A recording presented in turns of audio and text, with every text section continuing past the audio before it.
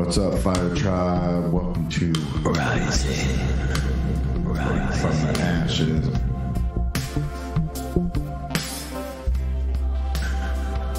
From the ashes.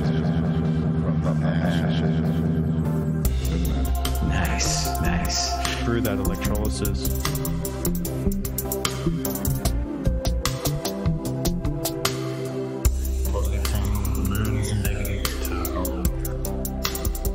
Positive terminal, the moon is a negative terminal.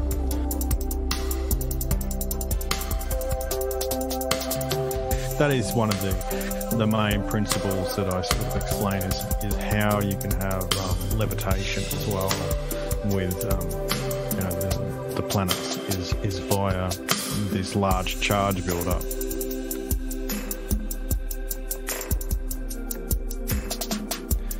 So I threw the idea of precession of the equinoxes to the wayside, and I'm like, okay, let's think if that is a lie. Put it aside for a second. Let's have a think about it and go, well, what would it be otherwise? What would it be otherwise? What would it be otherwise? Positive terminal. The moon is a negative terminal. So when I was doing this research and applying the battery and things like that, it's just like coming up across Mercury constantly, because what I would do was actually look at an old schematic of, they usually have it as the primer materia, then it splits into fixed and volatile, then it'll split into the four elements, and then it will have the salt, mercury, and sulfur. And when I was looking at so I explained earlier that you can break the galvanic cell into four components. And that's how I initially found it. Really was like, well, you have four components, which is the anode, the cathode, the electrolyte, which is the water, and the salt bridge, which is the earth. So you've got earth, water, fire, and air.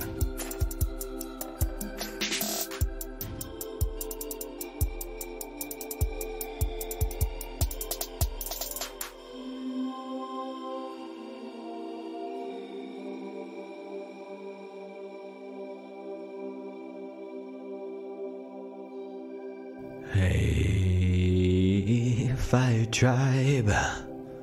What's going on? How are you? Hope you're good. Hope you're great. Hope you're grand. Hope you're swell. Hope you're wonderful. We're here. We've made it. We made it through 3 minutes and 3 seconds of some sweet beats to get ready into this transition.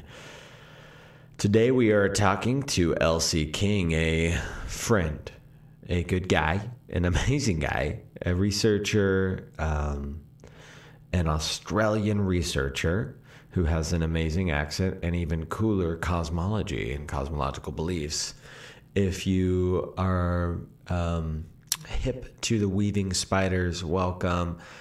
He associates himself with those shenanigans over on that YouTube channel, as do I. I've been over there, and they're good guys, and so today we thought it necessary to chat with LC about his cosmological understanding and his electrical understanding. He has really cool theories and research on the Earth battery system, and we're going to get into that today. So, we're talking about paranormals and paranormal experiences, ufology, and all of these things, all of these beautiful things in correspondence with one another, and the electrical correspondence to what we might be experiencing when we have sleep paralysis, or we experience ghosts or UFOs, if there's an association with these different energetic hotspots. So today, we are going into some of the more technical side of things, and so we can get a broader understanding of electricity and how it might work in our atmosphere. And then after this, we're going to go into some sacred sites or ley lines and dowsing and things. So you see where the flow is happening. If you're following the show, which you are because you're listening now, and I love you for that. Dan loves you as well. We all love you. And you love you, or else I hope you do, because that's the best thing on the planet, is when you can fully love yourself and fully dive into what it means to be an amazing exister on the planet. Times are always changing, and change is a constant, and feeling emotions and going through the motions of emotions, the motions of the emotional ocean. Boy, oh boy, that is the good work, and we're doing it all here together. So, without further ado, my friends, I want to tell you about visionswitch.space, clairvoyance and psychic work with our friend Sabiah Sogard, who has been on the show before. She's an amazing friend and a clairvoyant worker, and I really honestly suggest you guys get some psychic and clairvoyant work with her. She's offering a discount to any of the Fire Tribe friends, and you can get some past life readings, some psychic hygiene is something else she likes to call it, and I love it. I get weekly sessions, and every time it's expounding. It's amazing. So would love it if you guys do it too, and if you do it, make sure to let her know that you are from Rising from the Ashes friend group, listener group, and then maybe email us to just be like, yo, Sabiah is awesome. Leave me a review. Let me know how you like her, because she's a really good friend, and anybody I've sent her to has had really great correspondence with her. So if that's your thing, try it out with her. If you already have a psychic worker, you know what I mean? Maybe get a different perspective with our friend. If you've never had any of that work done, well, that's even more of a reason to try it out. It's not expensive, it's affordable, and it's really cool. It's cool to kind of know what somebody who dips their toes into that magical realm, what they pull off of your energy to see what's happening and see what's going on. So get down with it, and you get a discount. So ain't nothing wrong with it. Am I right? Yes. Join us on Telegram. Telegram is a group messaging platform, and you've heard me talk about it here before. Join the group. Join the conversation. Why? I don't know. So we can dig up the mysteries of history and figure out what's really going on here? Yes, that's why. And if you want to support Dan and I and support the show to keep going, make sure to join us over on Patreon. Just dropped a brand new fresh episode the other day with Juan from One on One Podcast and Thomas, Paranoid American, a comic book creator and researcher, also a Freemason. It was a great episode. That's up. Doing another one here soon. So that's a really good way. It's $3 a month. You can support the show. You know how it goes. It's awesome. We love it. Love all of our Patreon supporters. Thank you guys seriously, tremendously. And without further ado, I'm going to read a little bit for the RFTA news. We're going to get back with Adam here soon and some of our other RFTA news guests.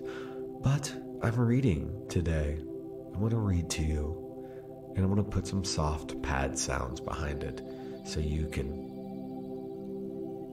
ease into the words. RFTA News. I am going to read out of a book from David Fideler, Jesus Christ, the Son of God. It is a hermetic and alchemical text, and it is S-U-N of God. That's Jesus Christ, Son, S-U-N of God. I found it appropriate to read this title because LC has actually sent me this book months ago, and he said it's one of his favorites and how he gets a lot of his lot of insight from this author, David Fideler. So I felt it appropriate to read it today. I'm going to read a chapter out of here that covers the sun and it covers Mercury, which we get into in this conversation. So here we are. This is page 244 out of the book, starting with the chapter Helios, the Image of One. History books are silent on the ultimate origin of the astrological symbol of the sun, a circle with a dot in the middle. As the preeminent celestial body and leader of the cosmic dance, the figure is elegantly appropriate, a symbol of cosmic wholeness and unity. In the words of a famous Hermetic saying, God is a sphere whose circumference is nowhere, but whose center is everywhere. In ancient Egypt, the circle with the dot was a symbol of the sun, god of Ra. Each of the 28 divisions of the Egyptian royal cubit was consecrated to a particular divinity, and appropriately enough, the first division of the cubit, the number 1, bears the symbol of the circle with a dot. The symbol of the sun also appears on a Greek coin minted at Delphi. On one side of the coin appears representations of Apollo's tripod. The other side, representing the omphalos, simply displays the abstract symbol of the circle and the dot. The earliest form of the Greek letter theta was simply the circle with the dot. According to ancient sources, the letters of the alphabet were revealed to humanity by a god or godlike being, and by gematria, the value of the Greek word theta is 318, also the number of Helios, the sun. According to Neoplatonists, the ultimate source of the cosmos is a transcendental unity, simply called the One, and the physical sun is its natural emblem in the created order. More precisely, the sun is a living image of the One on a lower level of being, and the gematria of Helios is 318 indicates the sun's relationship to a higher principle of unity. That is because a circle with the circumference of unity possesses the diameter of 318. Helios, the offspring of the One. The Neoplatonists maintained that Helios, the sun, is the lower image of the transcendental absolute, or the One. The One, or principle of unity, may be represented by numbers 1, 10, 100, and etc. If it is represented by the number 1000, then a circle with that circumference is discovered to have a value of 318. Helios, the Greek name of the sun. Plutarch, a priest of Apollo at Delphi, wrote that Apollo represented the One, for Apollyon in ancient Greek means literally not many. Likewise, Plutarch maintained that Helios, the sun, was merely Apollo's offering. As he notes in one of his Delphic essays, many among the earlier generations mistakenly regarded Apollo and the sun as one of these same, God. But those who correctly understood and respected fair and wise analogy conjectured that as body is to soul, vision to intellect, and the light to truth, so is the power of the sun to the nature of Apollo. And they would make it appear that the sun is his offspring and progeny, being forever born of him that is forever. Hermes, the Logos. The Greeks referred to Hermes as the Logos, as he was the god of language and speech. As a personification and natural harmony, Hermes invented the Greek lyre, which he gave to his older brother Apollo. Apollo in turn gave the caduceus, another symbol of harmony, to Hermes. Hermes is the god of pathways and roads, travel, writing, and commerce. Hence the name of his Latin counterpart, Mercurius, means literally pertaining to merchandise. For the Greeks, Hermes was a psychopompos, the guide of souls. He was also the logos seen in a cosmological sense. According to the Gnostic sect of the Nicenes, Hermes is the Word who has expressed and fashioned the things that have been, that are, and that will be. According to Menetheo, an Egyptian priest of Ra from Heliopolis, Hermes was the author of 36,525 books. Since the solar year is 365.2 days in length, if Hermes had written one book each day, then he would have completed the task in a century. One is reminded here of the conclusion of the fourth gospel, in reference to the innumerable deeds of other logos. But there were also many other things which Jesus did, where every one were to be written. I suppose that if the cosmos itself could not contain the books that would be written, Hermes was identified with the Egyptian deity Thoth, the scribe of the gods. As the Egyptologist E.A. Wallace Budge points out, Thoth was the heart and tongue of the sun god Ra, the reason, logos, and mental powers of the god, and also the means by which their will was translated into speech. Thoth spoke the words which resulted in the creation of the heavens and the earth. And it was his great skill in celestial mathematics which made proper use of the laws upon which the foundation and maintenance of the universe rested. It was also he who directed the motions of the heavenly bodies and their times and seasons. Without the words of gods whose existence depended on them, could not have kept their place among the followers of Ra. According to the analogical reasoning of traditional cosmology, in the same way that light exists in relation to the sun, Thoth exists in relation to Ra, and the logos exist in relation to the transcendent God, the Word of the Sun. According to the teachings of Egyptian theology, Thoth, the logos, is the offspring of the sun god Ra. Similarly, the corpus hermeticum, the first, the light word emanated from the divinity, is called the Son of God. The above illustration shows the relationship between Hermes and the Greek logos and Helios, the Greek name of the sun.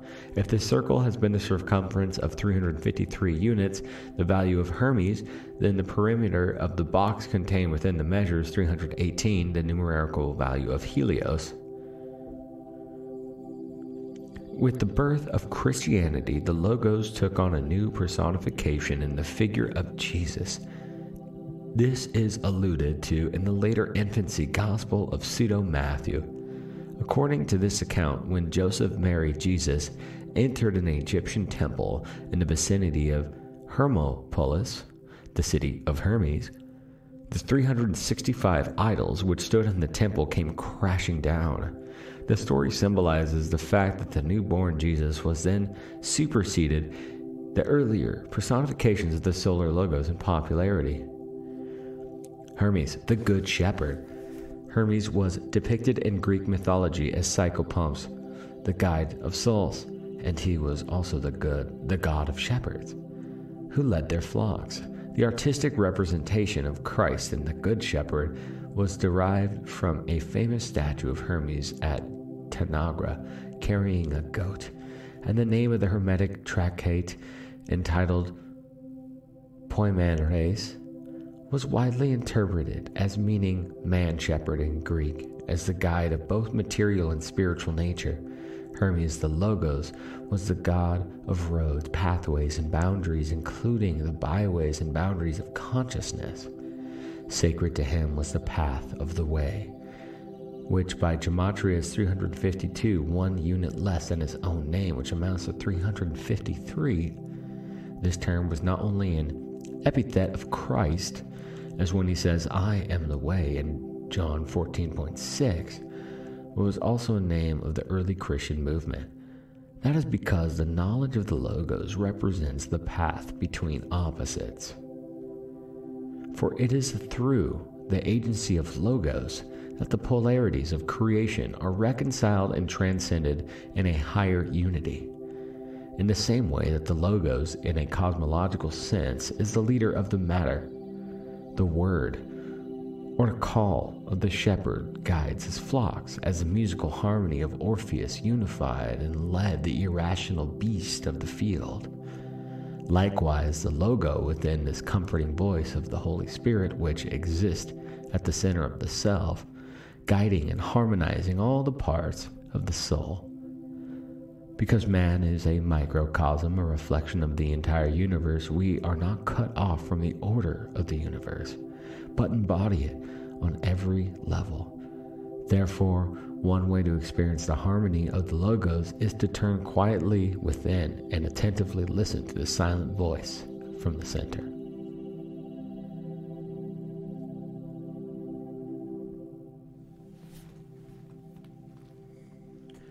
Well, that's it, everybody. Thank you so much for tuning in again. Much love to you. And we're going to get right into this interview with L.C. King. Enjoy.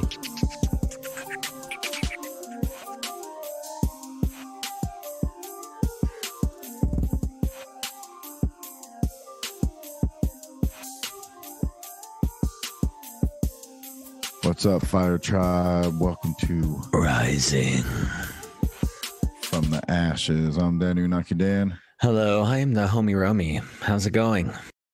Good, man. Nice. Excited today.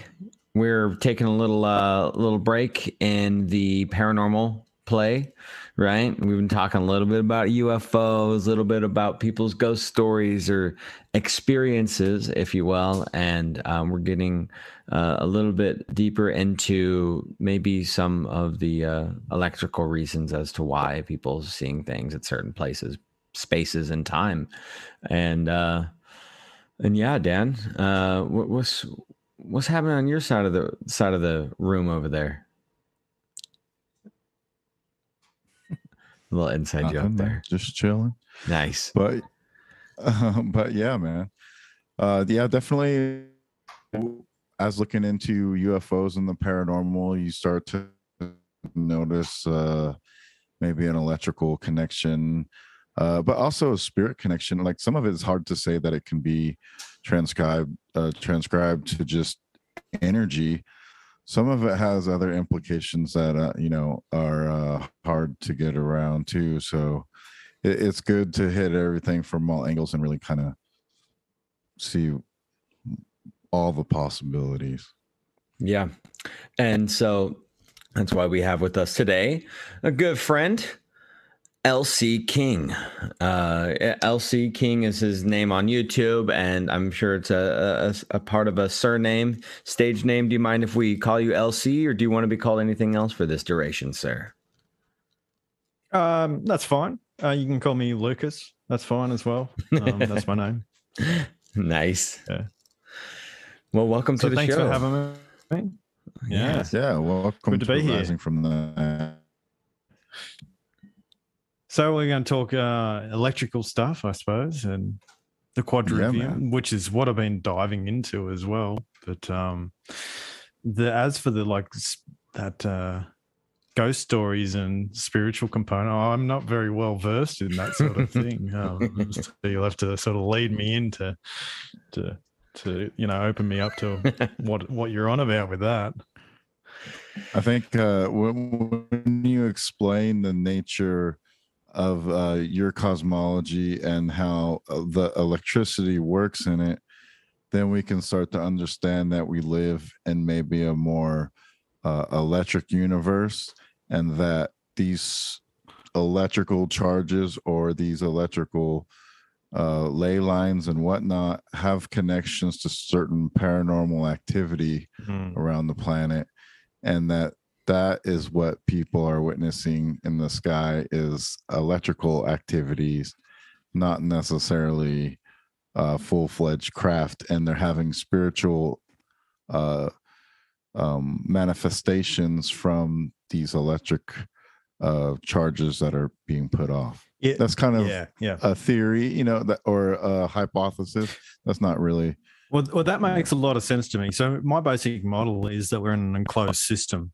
And then after that, what I did was apply the basic structure of a galvanic cell, which is a battery, and I applied it to our world. And I was like, oh, well, this sort of fits. You have in a galvanic cell, you have basically 4 components. And you have a cathode, an anode, which are your positive and negative terminals on a battery. And then you have an electrolyte, which is salt water. And then you have a salt bridge, which is like a dividing line between the 2 salt waters. And I was like, wow, okay, this makes a lot of sense to me, because if I look at the sun as positive anode, or positive cathode, sorry, the positive terminal, the moon is a negative terminal, then the oceans as an electrolyte, and the earth as that dividing line between oceans, then all of a sudden I've got, wow, this is sort of like an electrical layout here. And once I did that, and then it was just basically a whole rabbit hole you can go down into. But you can also do these correspondence where you say, well, we have these sort of positive and negative. We need to drink electrolytes as well. We need salt, and we need certain chemicals in our body to produce the energy that we need. And then you can say, well, if the macro is influencing the micro, being us, then definitely we would have these sort of changes in biochemistry that would, either heighten our awareness for certain things, or, and I think a prime example of that is the moon, how much the moon actually affects, basically your energy levels. I notice it like when you get a full moon, you're just like, right, let's go, and being a farmer, I like to try and plant at certain times in regards to the moon and those sort of things. And so when you're seeing it as a negative terminal of a battery, and negative not meaning negative in a bad way, but just the polar opposite to the sun, then you're like, well, what effects is the moon having in a comparison to the sun and those sort of things? And I think there's there's a great deal we could learn from it. Is that making sense to you guys there? Yeah, for sure. Sorry, my headphones went out here. Yes, yeah, absolutely. That's okay. So I was recapping on some of your work today. You sent me a couple of videos as we started to come into the funneling part of the day. We're like, okay, we're getting close. You sent me your videos on oxygen and its heightened state, in its crystalline form, and talking about like that atmospheric dome made of that. And it started to actually make a lot of sense, because, well, it's super fascinating when oxygen gets that really cool temperature and it does start to become crystalline. When a star first peers through the sky, the first star that you start to see, as the stars start to poke through, you see it change through these like 6 different colors. Like that's the twinkling that happens. It reminds me a lot of like Isaac Newton's prism, that where there's a light coming through a crystal, and you're having like this prismatic effect on the other side, this optic effect on the other side. And so thinking about the atmosphere as having like a denser, more crystalline structure like that, like it literally does create, a dome, it's a dome, it's a crystal dome of sorts. And yeah, that was really fascinating to me, going down that rabbit hole of oxygen on that other level. So one of the basic premises was like, well, if we're in a closed system, how does an enclosed system come about? And you're like, well, like a lot of the flat earthers and things will say, well, there's a dome up there. There's obviously a boundary, kind of a pressurized system next to a vacuum without a boundary, those sort of things. Well, for me, it was like, well, this isn't sort of like everything in nature is grown. It's a natural production. And you say, well, a dome, doesn't seem like a natural production. But the simple principle of it is that what happens when you take away heat from something and, you cool down the very air that this, the sun and moon would be operating in, a low pressure system. Well, it turns out that when you cool air to such a degree, it turns into basically solid oxygen. And solid oxygen has a crystalline structure. It also has, it's really amazing in the way that it actually sort of reflects energy and acts like a reflective shell. And the other thing it does is it has these properties of levitation. So that's another sort of rabbit hole we can go down. But yeah, you're right. It was, well, when you're looking at the stars, to me, they seem more like projections into matter from sort of like an etheric sort of manifestation, like like almost like you weren't seeing the projection of light until it hits that sort of physical air, starts to actually manifest. So, and they seem more like a holographic projection rather than some sort of physicality. Something really interesting about the stars is that they actually never move from each other. That's almost like if you were to paint a heap of stars on a picture and then move that around, then they're not going to be moving away from each other at all. And so that's really quite different to anything else that we sort of see, is that those stars will, Orion's belt will be, it is Orion's belt from years and years and years and years, thousands of years ago, you know what I mean? So it's just one of those special things that we can, it builds up a whole sort of, like the zodiac and all that sort of stuff comes along with that sort of understanding, or those sort of ideas, of permanency of the realm of the gods, where sort of they're immutable, they don't change.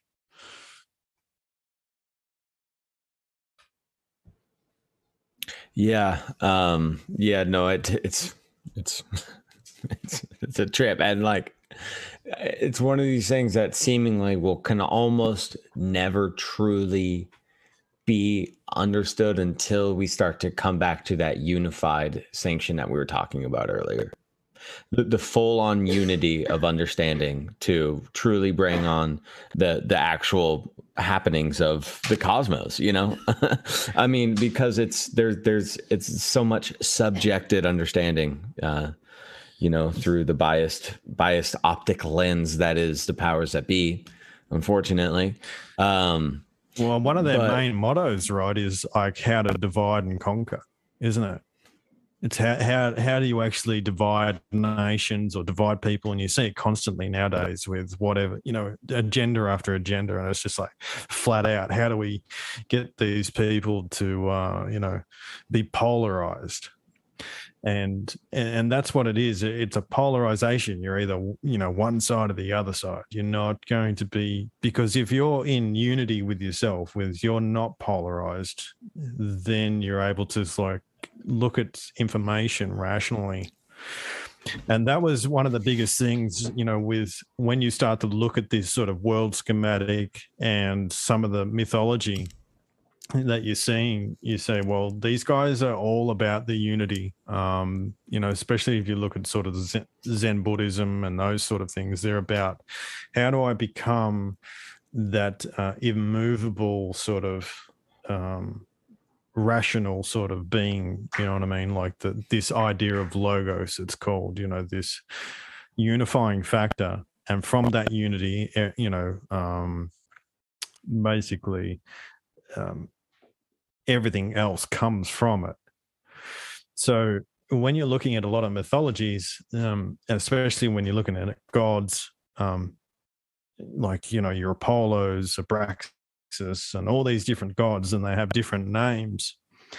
But generally, most people put it towards the sun. They say, well, this god is a representation of the sun. Obviously, he's got, 365 encoded in his name or whatever it is.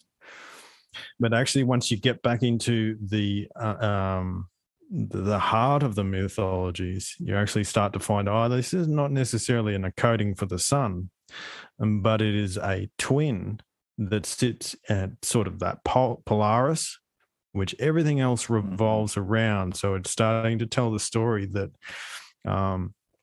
it is the pole, the central tree, that world tree, that axis that everything moves around is the story that they were trying to convey, because it is that axis that is the guide, or holds the world together, holds the sun and moon in their rotations. It is the gnomon, the wise man, and it has a lot of affinities or a lot of parallels to us ourselves, in that our spine is like the world axis. So we are a micro representation of that macro. So that was long-winded. That's funny that you brought that up, like bringing the Polaris and the North Pole to the spine, because one of the things I had in my notes for today was looking at old batteries, like the Baghdad battery, and like old batteries, on like the original batteries being stacked coins, right? Yep. I was like, oh shit, that's the spine. That's a spine. Yeah. Like our spine is literally it's a version of a battery. I mean, you couldn't be closer together than, separating disc between little things of cartilage to shoot up and down energy at your north and south pole of the body. And we know that we have an electromagnetic field and everything. So I tried to find some good juice on that to bring up, but I couldn't. I did find some, I found the correlations, in fact, but the only thing I found was like this new technology that's coming out that they're saying they emanated from the human spine. It's like wearable technology, or like all of the wearable electronics. They say, they're like, yeah, scientists found that making the battery more like a human's spine allows wearable technology to be more, so on and so forth. So, but it's super interesting too, because, even like sacred architecture in ancient India, they were literally emanating their buildings off of the body of the deity. Like it was hand for hand, which the cathedrals later were knocked off of, like, it being a cross on the ground and the cross being an emanation of the human body shape. But in the East, they were doing usually the gods sitting up and down. And that's why you have like those bulbous shapes, like they would be like a headdress that's on there. And then anyways, that just made me think about, because, in like Antiquitech type of talk, these buildings, this resonance architecture or what have you, has this electricalness to it, and it almost emanates its own frequency field. And when just talking about the spine and energy, and talking about this electric universe model, thinking about our ancient ancestors that understood more of these concepts, and maybe were practicing these concepts in with their architecture. And if they were building their temples as their god sitting in a cross-legged position up and down like this, meditating almost, then that spine would go up through the top of their crown, and then out through the building would be this would be the literal force field of that building, the electromagnetic field. So I think it's all connected like that, man. Well, what I've been finding is that these representations of the gods has a direct link to what's known as basically the Omphalos stone. It's like the navel of the world. Now, this omphalos stone had a net over it, had a few different things, and you'll usually see Apollo sitting on top of it with a harp or something like that, showing that it's musical. Now, what I've found is that if you create a flower of life, you actually start to create and start connecting the lines in there, you'll actually start creating a cube. And from that cube, then there are all these sort of certain geometries that come from it. Now, it's not just one cube. It's actually like a Rubik's Cube, where it's actually 3 cubes.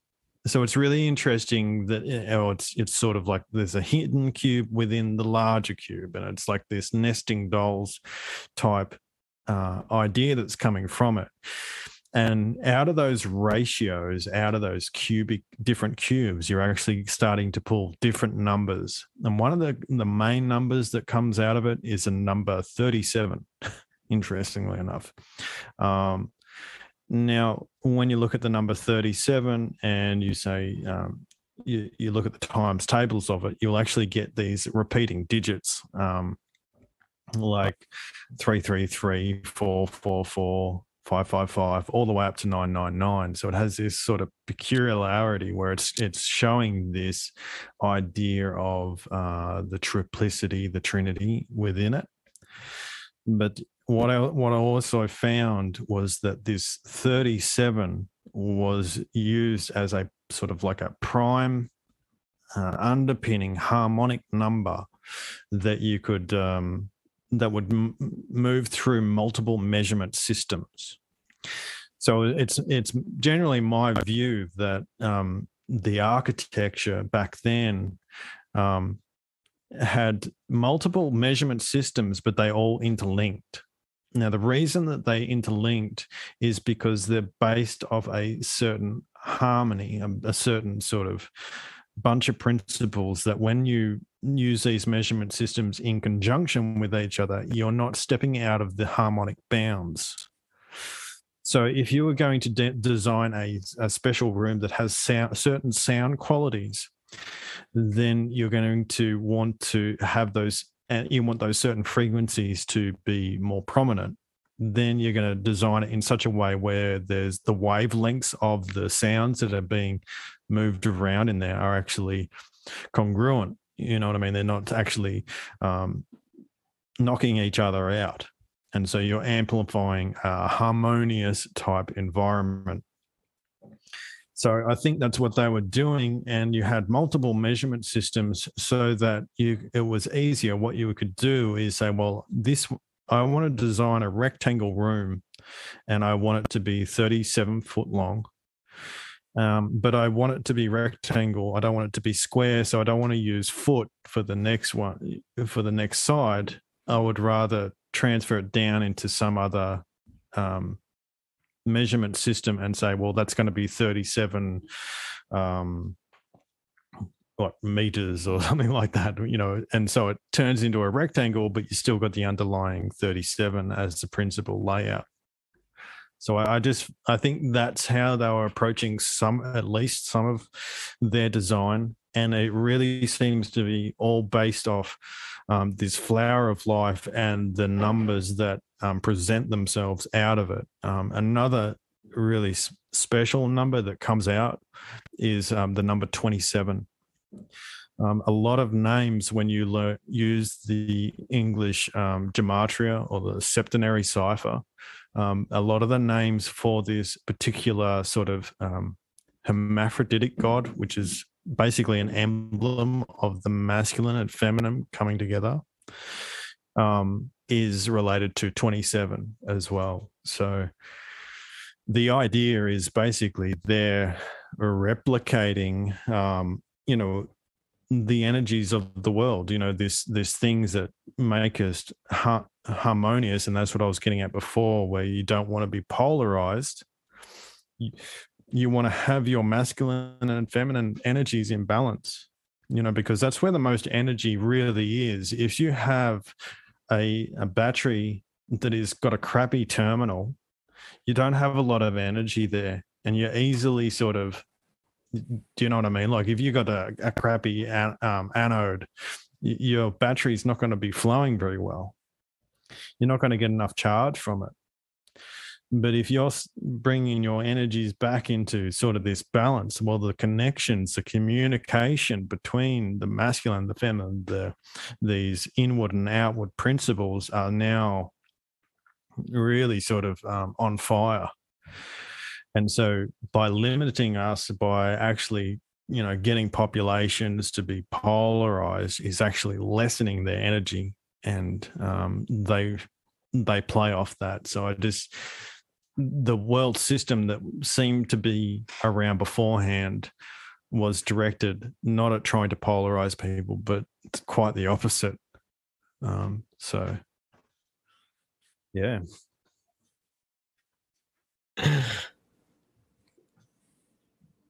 Dan, you gonna say something, my brother? I was gonna say, is the opposite of trying to of the polarization to like enrage people? It only really seems to enrage people when they basically, this is the way I see it, is that when you become really polarized, what you're doing is actually becoming ignorant of the other side. So you're basically becoming lopsided in your information. And so when certain people get polarized to one way, they can't understand and the information of the other side. And so the other side of the people that are polarized the opposite way can't understand how these other people would think. And both of them are kind of wrong because they're both ignorant of each other's side. Do you know what I mean? And there's no sort of middle ground to start to say, well, maybe I was a bit extreme on this side and maybe I was a bit extreme on that side. So you can see that there's the groups form that are highly polarized on each side, and they really don't understand the nature of the other side. And so there's a lot of energy built up. And when they start to come together and react to the subject matter of the other one, they lose it. You know what I mean? You get a violent reaction. The energy sort of explodes out of them and they become violent, because they can't process. They're polarized. They can't process. Am I making that clear? Yeah, and I like to think about it like what would happen, maybe you can explain, like quite literally in a battery, if that were to be the case. Well, it's almost like what it is. It's more like not necessarily a battery, but a capacitor. And when you have a capacitor is holding charge on each side, but doesn't really allow it to transfer over. And when it does, it jumps, boom. And that's what you get when that's what lightning is. You've got lightning's moving across the surface, like the clouds are moving across the surface of the earth. And then there's a charge buildup, a differential. And then all of a sudden, when there's enough potential to overcome the resistance of the air, it just jumps across. And same with the spark gap, And so when you have these polarized people come together, same sort of principle happens. And really it comes down to, this is like a negative way of dealing with, or it's like the Hegelian dialectic, essentially. And then what they do is they basically go, well, let's set these two people up to be polarized, and then boom, when they explode, we'll dictate the outcome. It's really interesting in that sort of energetic sort of seeing it in that energetic way, Literally like a boxing match, just because everybody's, it's just like one side, just, and then there's that central mat right in the middle. So static is interesting too, right? What's like in the atmosphere that building up, how is that explained on like a compository level? Like what's the chemical constituents of static in this kind of model? Static's like an interesting one. It's sort of Well, you're just polarizing something again. Usually you do it with aluminium foil or something like that. And you're rubbing a bit of PVC pipe and you can get them to float around. And that is one of the main principles that I sort of explain is how you can have levitation as well with, the planets is via this large charge buildup. But, yeah, so it's really just a component of voltage and current, and there. When you say voltage, it does get a little confusing because in some ways, some of the terminology isn't actually adequate. But voltage is basically the differential between, like I was saying, there's between the clouds and the earth, and then the lightning. So there's point to point is voltage. So the higher the differential, and it's a little bit like a waterfall. A way to describe it is you can have a really high waterfall, but you might not have very much water going over the top of it. And so the point to point from the top of the waterfall to the floor where it's falling down is voltage, that point to point. But current is how much water is flowing through. So if there's not a lot of current, then all that water, there won't be very much water flowing down over the waterfall and down. So it doesn't really make any difference, and you're going to have a light shower underneath it. But if there's a lot of current, that means there's a lot of water, and you'll stand underneath it and get pulverized. Do you know what I mean? This is the same thing as when we're dealing with our world, is that in a lot of ways, like the wider scheme of things, there is only a small amount of current. There's a high drop, there's a high amount of potential, but there's only a small amount of current. And then the higher you go up, the increase in those potentials and increase in the current. And so that's why we sort of, don't zap each other when we shake hands or, that sort of thing. Sometimes. Yeah, it's true. Sometimes, yeah. But if you're getting back to your sort of ideas of, spiritual sort of things, there may be places where there is more of those voltage changes, more of those places. And it could have something more to do with how, in a salt bridge, in that part that sort of separates the two electrolytes, there is a movement of ions through it. And it basically the earth acts like a capacitor in that sense. And so you need water flowing through it, and that would be aquifers. Mm-hmm. Then you can have your molten salts, which would be more like your magma. Or cinnabar, sort of things. Right? Melt that shit down and get the mercury. Yeah. But there's and so there seems to be this correlation between the way the water moves through the earth and that electrical charge as well, especially salt waters, because that's able to be, carry charge with it. So yeah, I tried to tie it back to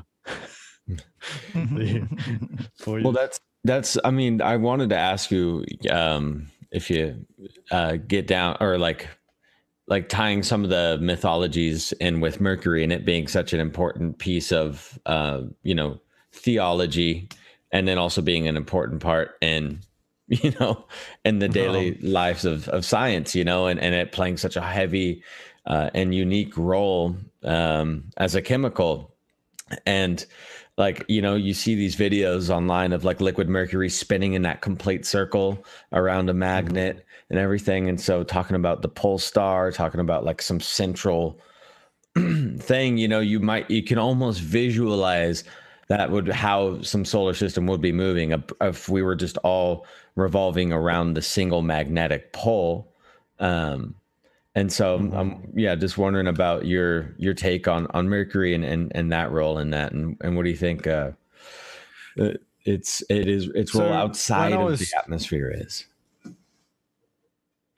So when I was doing this research and applying the battery and things like that, I was just like coming up across mercury constantly, because what I would do was actually look at an old schematic of they usually have it as the primer materia, then it splits into fixed and volatile, then it'll split into the 4 elements, and then it will have the salt, mercury, and sulfur. And when I was looking at so I explained earlier that you can break the galvanic cell into 4 components. And that's how I initially found it, really, was like, well, you have 4 components, which is the anode, the cathode, the electrolyte, which is the water, and the salt bridge, which is the earth. So you've got earth, water, fire, and air. And so I was like, oh, that makes perfect sense, that now we have a battery corresponds to the 4 elements. Now, it wasn't just the 4 elements that are in play. There's actually sulfur, salt, and mercury. Now, the sulfur and the salt, the sulfates and the salts actually are in the electrolyte. So you need the sulfur and you need the sulfates in the electrolyte to create charge. And this is why you can stick, well, that's just how you have to create it. There is no other way to create the battery without the sulfates, acids, and the salts. And then I was like, well, where's the mercury? What's the mercury? And so I was like constantly questioning, well, is it the metal that they're talking about? Or is it the electrolyte they're talking about?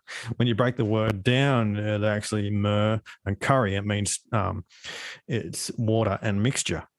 So is it describing an electrolyte? Now, if you put this into context of the body, and like you were saying, our spine's a battery, or it has is a voltaic pile, and you're looking at the spinal cerebral fluid, is what? So it's salt water.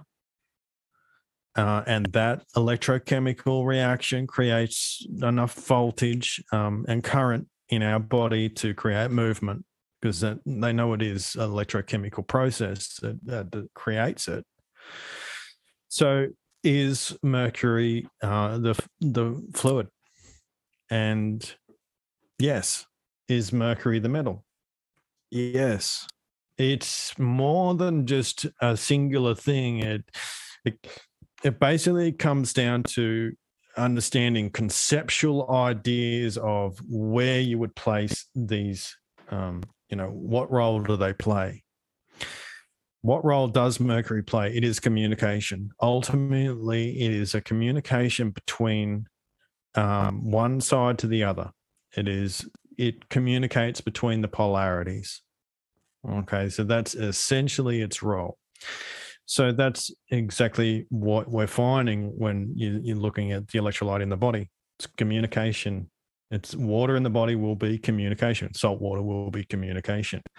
The same thing when you have the sun moving over the oceans, it's lifting up, creating these elemental constituencies that are via evaporation, via distillation.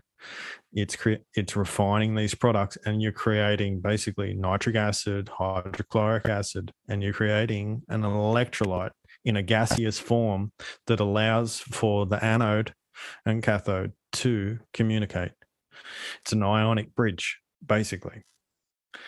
So, and that was a big part of the model, is like, well, you can say that the moon's the anode and the sun's a cathode, but if they aren't connected, how are they communicating? And so there had to be a way of communicating. It is quite easy. It's all based on the salts of the ocean being lifted up. It's really quite simple. But and that's what you're seeing. You're seeing mercury as this idea of a communication between the positive and negative. And you'll see this a lot in what do you see it in? You see it in the Masonic drawing boards, right? You'll have the sun as a pillar. You'll have the moon as a pillar. Then you'll have the stairway or some other third pillar. and that will have the Eye of Providence, the mercurial central post that is neither masculine or feminine because it sits between the two polarities. It is a mercurial idea that it is hermaphroditic. It is both sexes, and it is and the caduceus again is a pole where you got the two snakes, which is positive and negative. They are like in the Eastern sort of stuff, it's the two energies up the spine, right? It is analogous to the spine. Yeah. He is, like the god of boundaries. So again, he's setting the boundary because he's setting the communication. He's setting where the energy can flow. So all these different concepts about Mercury itself, regardless of the metal, you're seeing the concepts that are all there, and when you're dealing on a sort of a micro level as well, what you're dealing with is trade, because money, we don't really use real money at the moment, but money in general, gold and silver, sun and moon, is part of Mercury, is his means of us communicating in a physical manner, isn't it? It's basically, how do we transfer goods to each other? How do we communicate with each other in that what we need?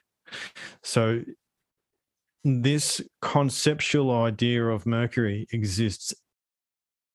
Once you see it, it really exists everywhere. It's like I've described it like the Trinity in a sense. He is basically the product of the Trinity and the Trinity itself. But once you see it, it actually is in everything. It's really difficult to not see it after a while. So he's also the god of geometry, measure. And it's because once you get into that flower of life, where he sits in the central domain, what he represents, communication, and the masculine, feminine coming together, then it's no the whole story, and every other thing is a representation of him. And the zodiac is a prime example of that, is that each one of those zodiac signs is really Mercury in a different phase, is an avatar of Mercury. So I thought, previously that the zodiac was like all these different elements and, but it's not really. They're telling the same story about that central character that is representation of logos. Essentially, if you want to put it into one word, it's logos, and logos represents like a unity and an intelligence, a universal intelligence, if you like, those sort of things. So it is encoded in so many different ways, and has a lot to do with the number 7. Like I said, it has a lot to do with number 27.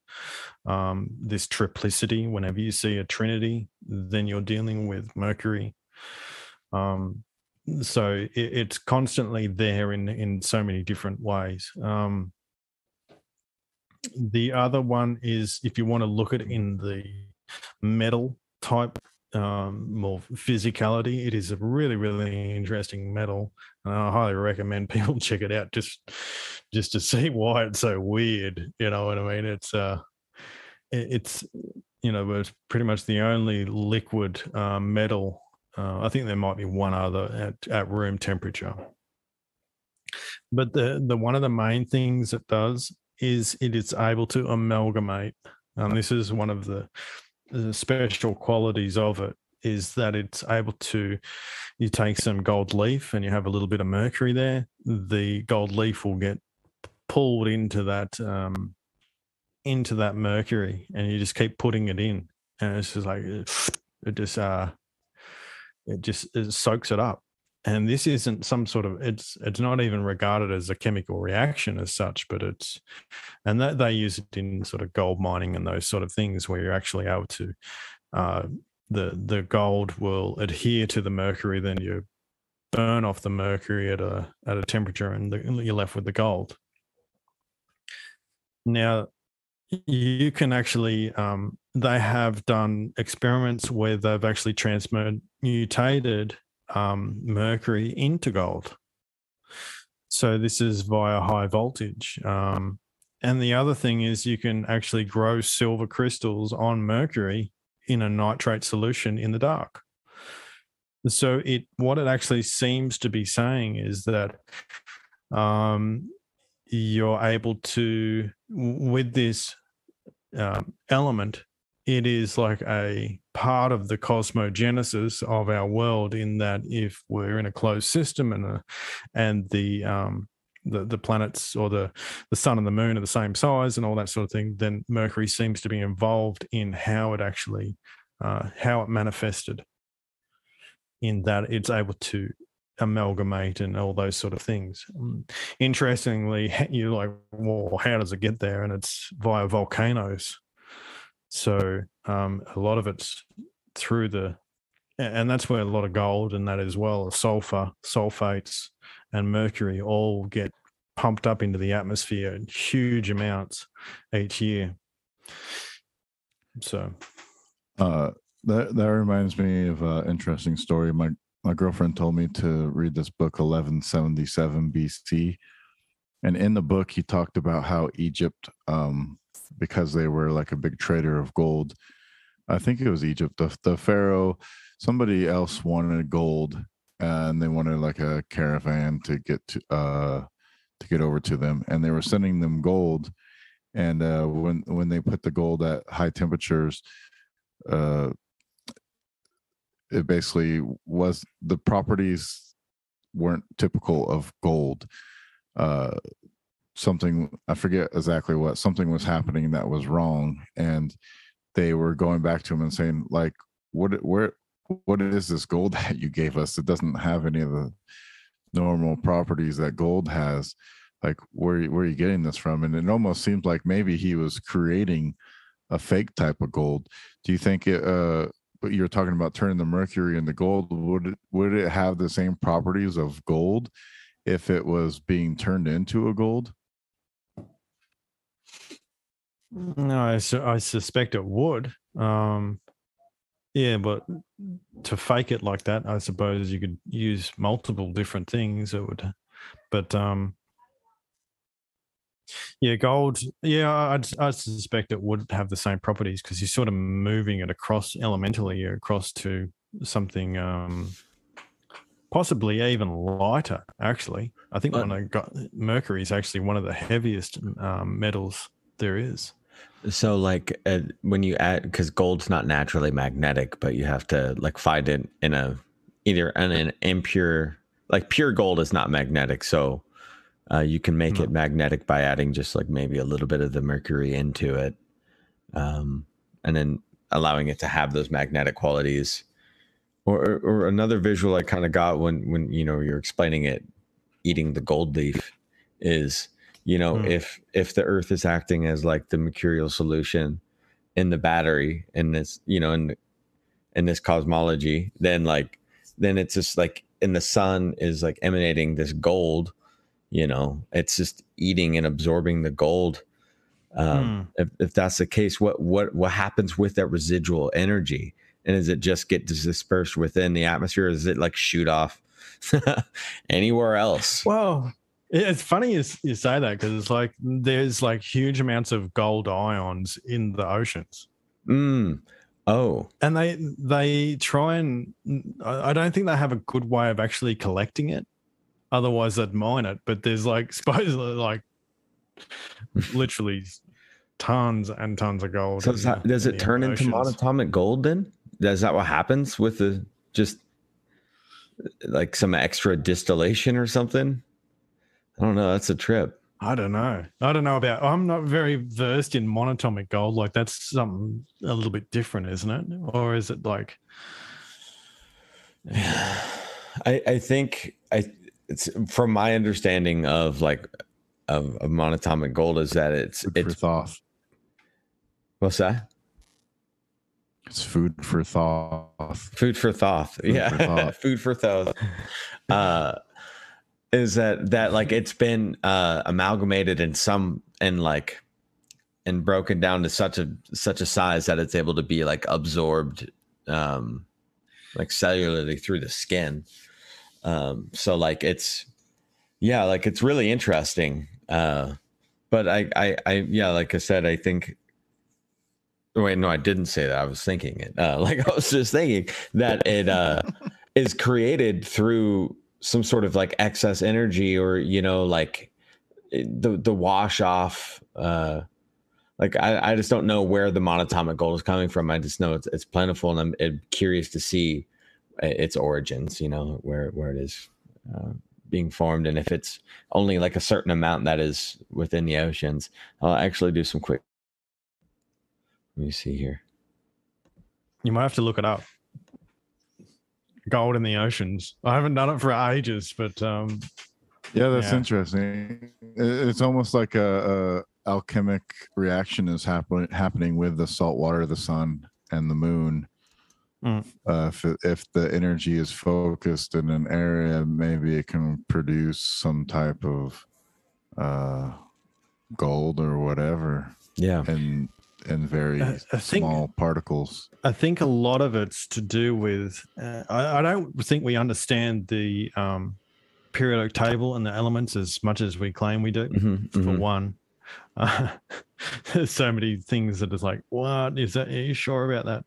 But when you're looking at the Earth itself as like a manufacturing plant, it's really interesting because you can see a magma as what's called a molten salt bridge. So when I was looking at different types of batteries, you have a flow battery, which is 2 electrolytes, and they just basically have one little boundary between them, and so it's a very simple 2 different electrolytes will create voltage. Then you have a thermogalvanic battery, and this one's a difference between hot and cold. So the anode or the cathode will be hot, the anode will be cold, and then all of a sudden you're going to get an electrical transference between them.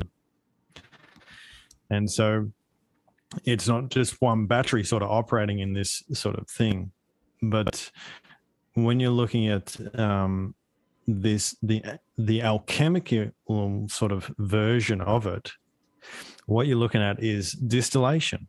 Honestly, it's very exactly what they were sort of a lot of these books were writing about. They're looking at how we're dealing with elements, what we're going to deal with it through distillation, plant matter, whatever. And they had a whole science built up of what we call this sort of thing. And it's really taking that macro version of understanding and putting it to a smaller micro version.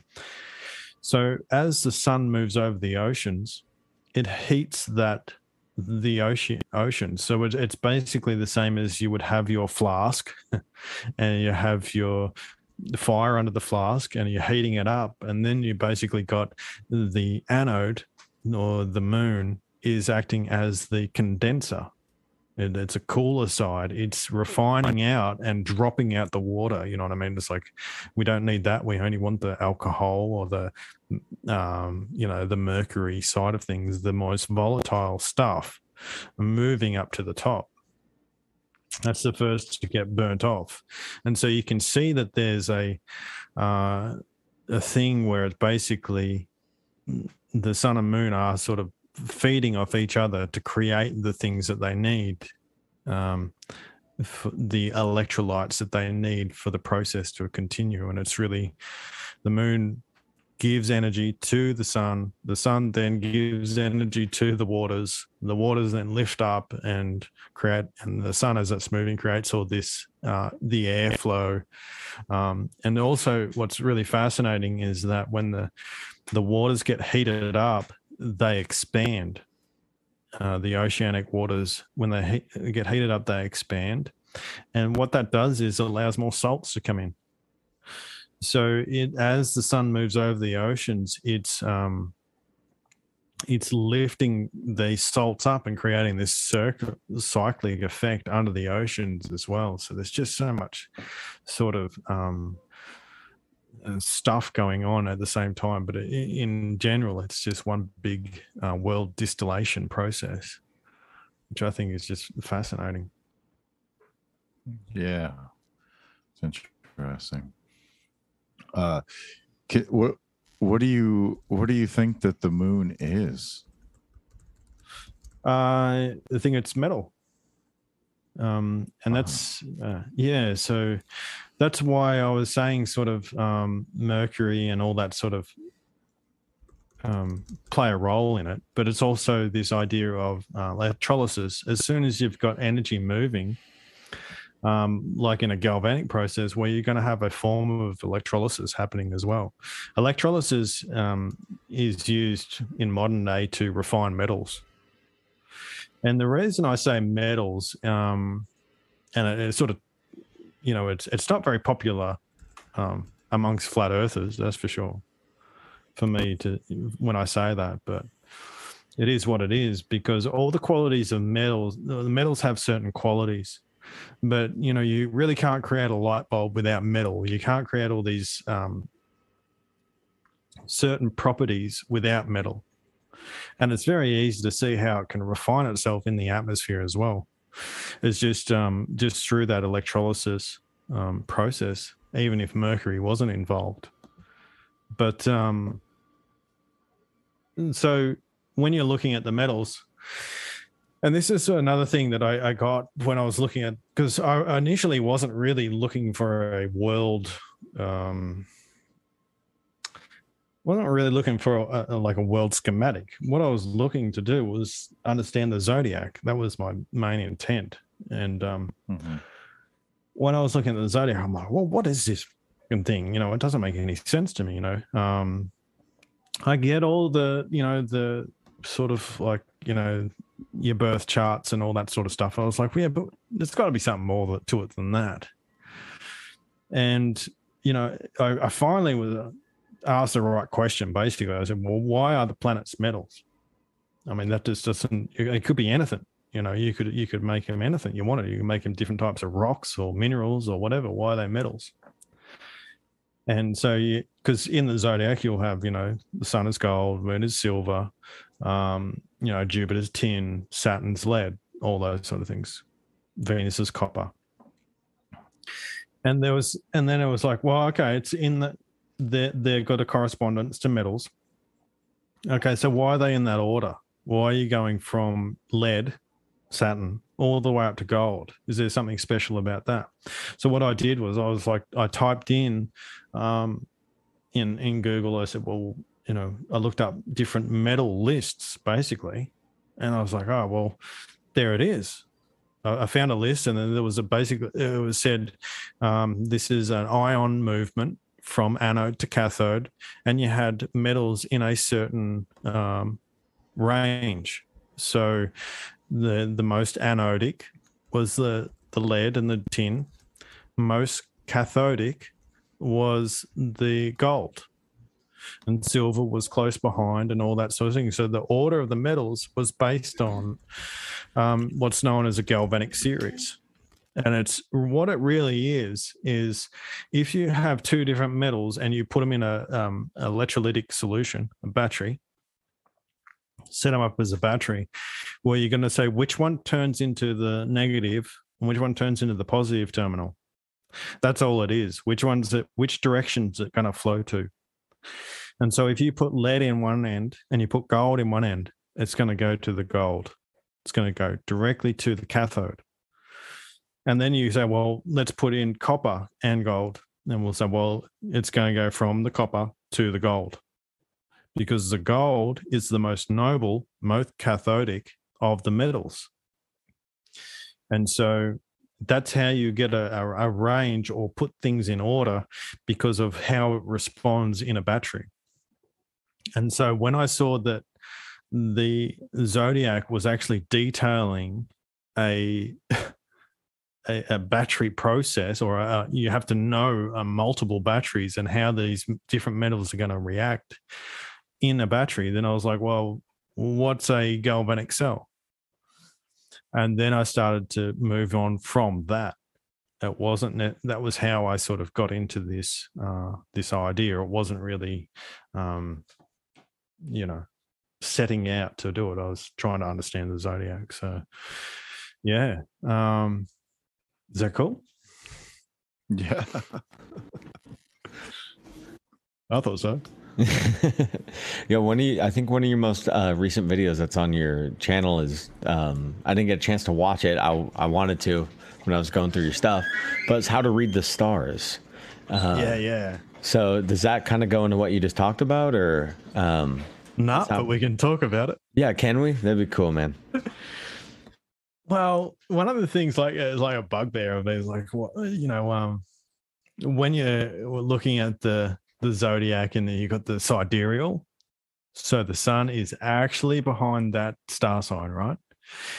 And then you've got the tropical, and which is the sun isn't in that star sign; it's the one after it. And so there's basically two systems, and you're like, hold on, why is there two systems, and why does one say? And the standard reason is precession. And because I've been going through this model so long, and really sort of trying to work out the kinks for myself, right? I was like, I don't think precession exists. I just don't think there's something wrong here, especially when you start looking at the numbers. You go, they're all harmonics. They're all built out of this sort of thing I was talking about before, and I was like, how are you supposed to tell? How is anyone, and it just the extent of the lie, in a sense, was too big. It's like, well, you can't calculate it. You have to be around to see a full cycle. You have to be around for 25,000 years. I'm like, well, or even just to see a part of it, you have to be start when you're 3 years old and till you're 75, just to see that 1 degree movement of 72 years. I'm like, seems a bit extreme for me. So I threw the idea of precession of the equinoxes to the wayside. And I'm like, okay, let's think, if that is a lie, put it aside for a second. Let's have a think about it and go, well, what would it be otherwise? And what I sort of started to come to the conclusion was it was much more simple than I had thought. And really it's having the mindset of a farmer. Honestly, it's like, when do you read the stars? And that's it. It's like, okay, you're going to hop up in the morning as a farmer, early in the morning, and you're going to go out and you're going to look at east just before the sunrise, and you're going to see what stars are there. And then the sun's going to rise before that. Now, sidereal, you're not going to actually be able to see those star signs whatsoever. All right? Because the sun, as soon as the sun comes up, you can't see the stars. Plain and simple. You have to be witnessing the stars at nighttime. So the best time to see them is not really at midnight, because you don't want to stay up all night just to see where you are in the year. All you want to do is hop up early in the morning when the crow calls, which is about an hour before sunrise, and say, well, what's rising before the sun? What heralds the sun? And then if you want to see it in the afternoon, in the evening, well, you have a look and you say, well, what star sign is following the sun? As soon as the sun goes down, and the stars pop out, you say, well, what's that star sign there? And you go, well, now I know where I am, because I know each side of where the sun is. Now, if I was to do that at the equinox, the rising sign would be Aquarius. The sun sign, where the sidereally, would be in Pisces. The afternoon sign that would be following the sun as a shepherd is Aries. So you've actually got 3 different types of star signs, if you like, or star astrologies. One is sidereal, One is tropical, and the first one I said that you would see in the morning is the older one where it had the and I think it's called the tetragram or some. It's basically got the bull, the man, the eagle, and what am I missing? Lion. So it's got those four, and you'll see that that's a really old one. And you'll, if you get up on the equinox, the spring equinox, and you go, well, what's rising? It'll be the man. If you go on the summer solstice and you say, what's rising before the sun? It'll be the bull. And the same with what's rising before the autumnal equinox. It'll be the lion. And then the eagle, which is Scorpio, will be the last one on the winter solstice. So I just found that fascinating that you could actually have three different setups, three different ways of viewing the sky. And it sort of led me to this, again, this principle of the Trinity, where if you're looking at it in the morning, it's the sort of living sign. It's like the sign that pulls the sun. It's the rising sign. And then if you're looking at the one that's blotted out, which would be the sidereal, well, that's the dead sign, because the sign is no longer there. You can't see it. It's the only sign out of the whole zodiac that's been blotted out. So to me, it seemed like it was like being killed, right? Mm-hmm. Then you look at the sign in the afternoon, what's following the sun, and you say, well, that one's just about to go get slaughtered, isn't it? It's about to go. It's the next one in line to be killed. And so these sort of ideas of it's interesting if you say that the afternoon and the one the sun is actually in are sort of almost dead or about to die, then it's 2 months and then they re-emerge. And it's like this, it's like showing a cycle of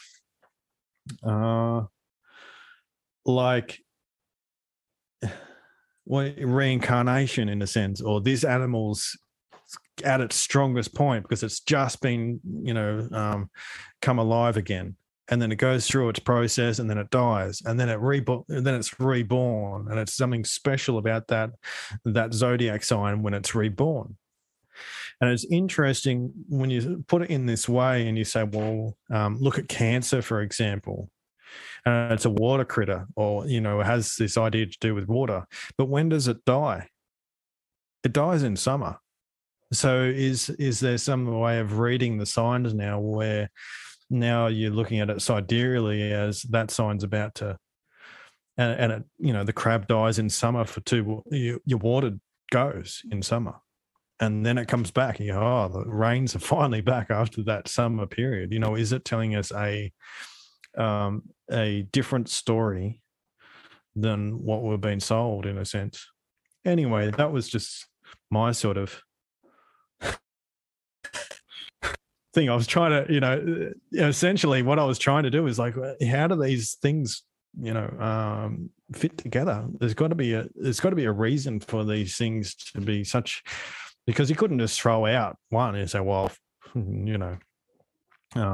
sidereal's, you can't say, well, sidereal's bullshit. And you can't say, well, the other one. It's like, no, there's a good reason why they exist. So that was my amalgamation of them.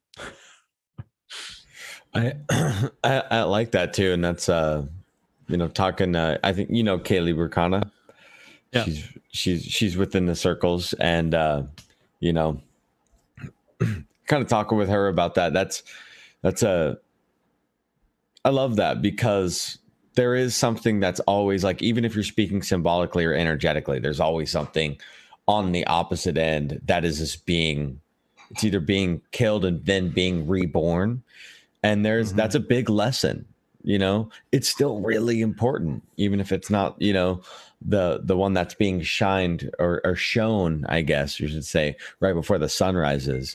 If it's dead, it's like, okay, well, that's in the still, or that's in the crack pot, that's cooking, and that's going to be the delicious new egg.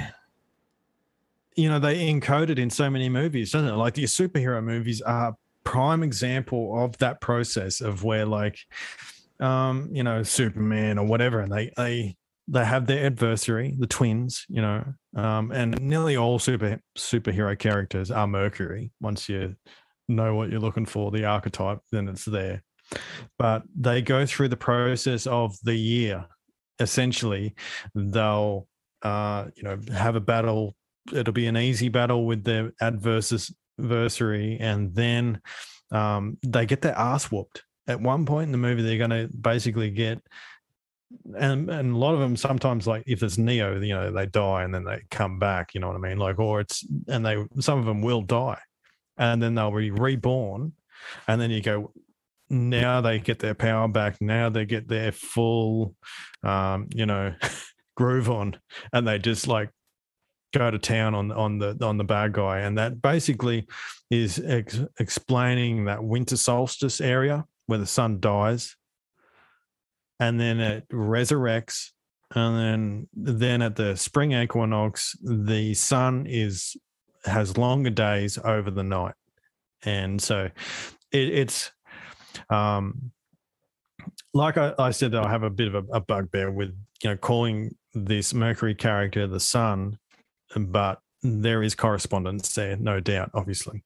Well, if it absorbs gold, right, just eats it and completely absorbs it, I was wondering about after it gets the gold, and then you I think you have to hit it with a charge, or I'm not sure, heat it or cool it to extract the gold back out. But how much is any of the mercury gone through that process? Like, is it back 100% stable at the same amount of weight and the same amount as before? Well, I would say that it depends how you do it. If you're doing it outside and it's burning off, yeah, but they'd recapture it so it's not lost. Yeah. Because I'm just thinking about like just a blob just continuously going around, and kind of like that Kirby character, just yeah, and it absorbs your powers for a little bit, shits you out, and then after a time, it's like after it's out of you, you're like, oh, well, I'm back to my blobby self-absorbing things. Yeah. It could be like that. Well, it is. It's basically if you look at another name for Mercury is Hydragyrum, right? So it's two words, which is Hydra. So this is the endless water snake, or the regenerating water snake. And gyrum is a circle. So it's the endless water snake or endless serpent eating its own tail. It's the Ouroboros. So it's got that encoding right in its name of what it is. So it's the Ouroboros. It's the endless movement, because it just doesn't sort of go anywhere. It's going around. A bit like our season, like our system is like an endless loop. It is, and there's nothing wrong with that, Apparently they named I just looked it up. They named a crater on Mercury Kirby. Yeah, I swear to God, I was like, I literally typed in, I was like, is Kirby Mercury? And then they're like, NASA says that they named a crater on Mercury Kirby. That's funny. Naming craters. I love that. They're like the guy that's like his life goal at NASA, he found a new crater on Mercury, and he's like, ha! And then he's just like, gets like a head nod at work. He's like, yeah, I did it. I got the badge now. I found it a crater. I seen it through my telescope. Yeah. And why Kirby though? Yeah. That's a good question. Maybe his name was I don't know. Let's see. It's funny. Some of the articles that come out of NASA just crack me up. I know. Laugh, man. They're doing a lot of weird like shots with food. Like that's kind of going around now, that people are like trolling people online, like by taking close-up shots of food and telling them it's like cosmic activity on a planet. Yeah, I love the ones where they're like playing with, supposedly in the ISS, and they're playing with water, and it's just like all you're seeing behind them is electronics, and you just splash them water around. You just like, you can't be serious, can you? Oh, his name for an American illustrator, Jack Kirby, was a comic book artist, writer, widely regarded as one of medium's major innovators and one of its most prolific, influential creators. So Jack Kirby got a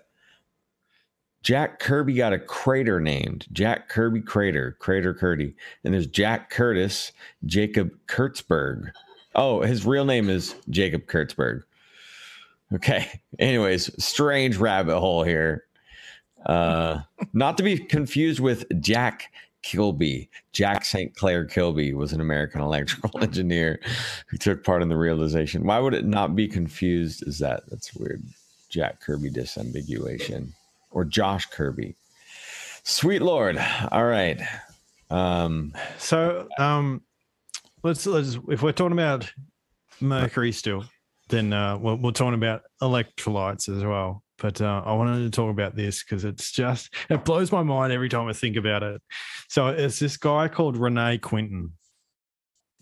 And what he did was he's basically used ocean water as blood plasma. So he was healing people via basically an IV drip of ocean water. That's what happened. Okay, I'll read this little excerpt so you can get an idea. Speechless. Yeah, I know it's crazy, but ocean plasma has a long history of clinical use to treat numerous diseases and chronic conditions.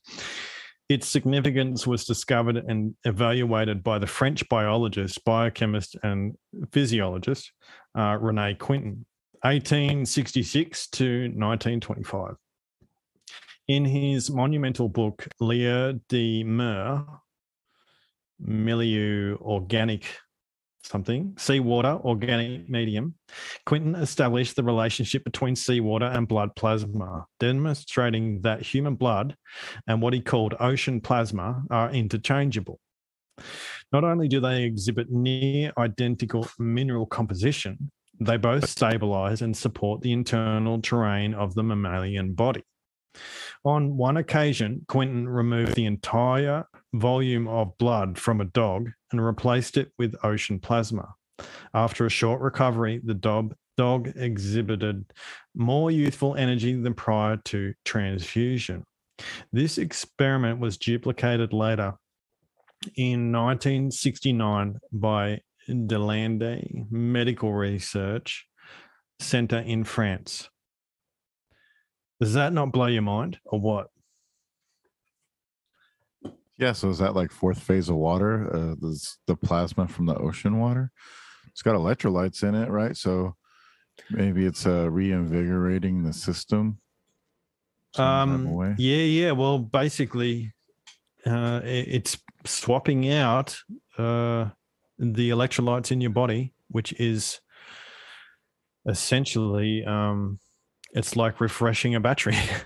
That's all it's doing, because we are like a battery as well. And I'm just showing that there's a correspondence between the batteries in the world and then in us as well. So that's what the two basically blood types, in a sense. You have one iron, one copper, two different electrolytes. But anyway, I just find so we no longer have to give blood anymore. Then we can just give ocean water. Plasma. The blood's strictly for the vampires. That's all it's going to. There's somebody, this giant vampire underneath a hospital. It's just all the excess. They just push what it is through it a drain. for? I don't know. I think it's got nefarious fucking stuff going on with that, don't you? Yeah, I mean I'm serious. Yeah, no, they're something with can't that. Replace a whole of the blood of a dog, and they know about it. He's like, oh no, we'll still use people's blood when we could just use ocean. So Were they stilling it? Did you look into like the process of it? Like how were they getting the ocean water? Well, yes, I did. He said it was getting it out. It's sort of like a purer place where it was basically out to sea a little bit. Where is he from? I don't know, France. I don't know. I'll have to. Oh, he's French. Okay, sorry. That's right, French. Yes. So he was going out into the oceans, and I think it was like 30 foot down or something like that. There was some sort of thing where he was getting it from, but it seems that other people were just getting sort of normal ocean water, and because I watched the documentary and they were drinking it and things like that. But you don't have it as pure salt water; it make you crook. You put I think it was 25% to 75% just rainwater or something like that. You know, especially if you and the sweet water and the salt water separate. You know, like them having their. And you think about what we were talking about earlier, with like the distillation through, you know, the condensation and that entire process, precipitation, condensation and precipitation. How long did the dog survive afterwards? Oh, it's probably still alive, I think. No, I don't know. That's the thing. I think I've heard a story before where they did some type of transplant into human, but then the human only lasts like another 3 days and they died. But I don't think it's if you're replacing all the blood with water, like why wouldn't we just built with water then water plasma? Yeah, good questions. That's where I'm just bringing it up as the blood is an electrolyte, so I'm just bringing that up. But obviously do more research. Just don't go and give yourself an IV of salt water.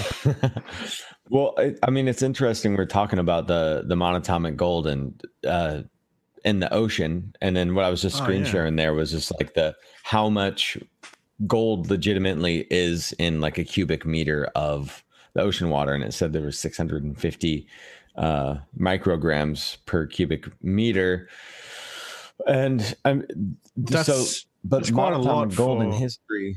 That's quite a lot for it you know, how like a cubic meter of water is probably not that much, is it? It's not that much of like size wise. So like I'd say the ratios are great.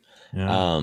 But I think it has to do with like, you know, like connecting. When I started looking into like magnets more, which like I want to, you know, maybe tie into like, where do you like explaining your viewpoints or research on like the ley line system itself, and like how have you dug into that? Do you have like a model you go by on like a ley line map or a dragon line map? Not really. I assume it's to do with the waters moving underneath the earth. That's what I would, because just the water moving themselves will create like a charge, if you will. But yeah, is there other stuff going on? Probably.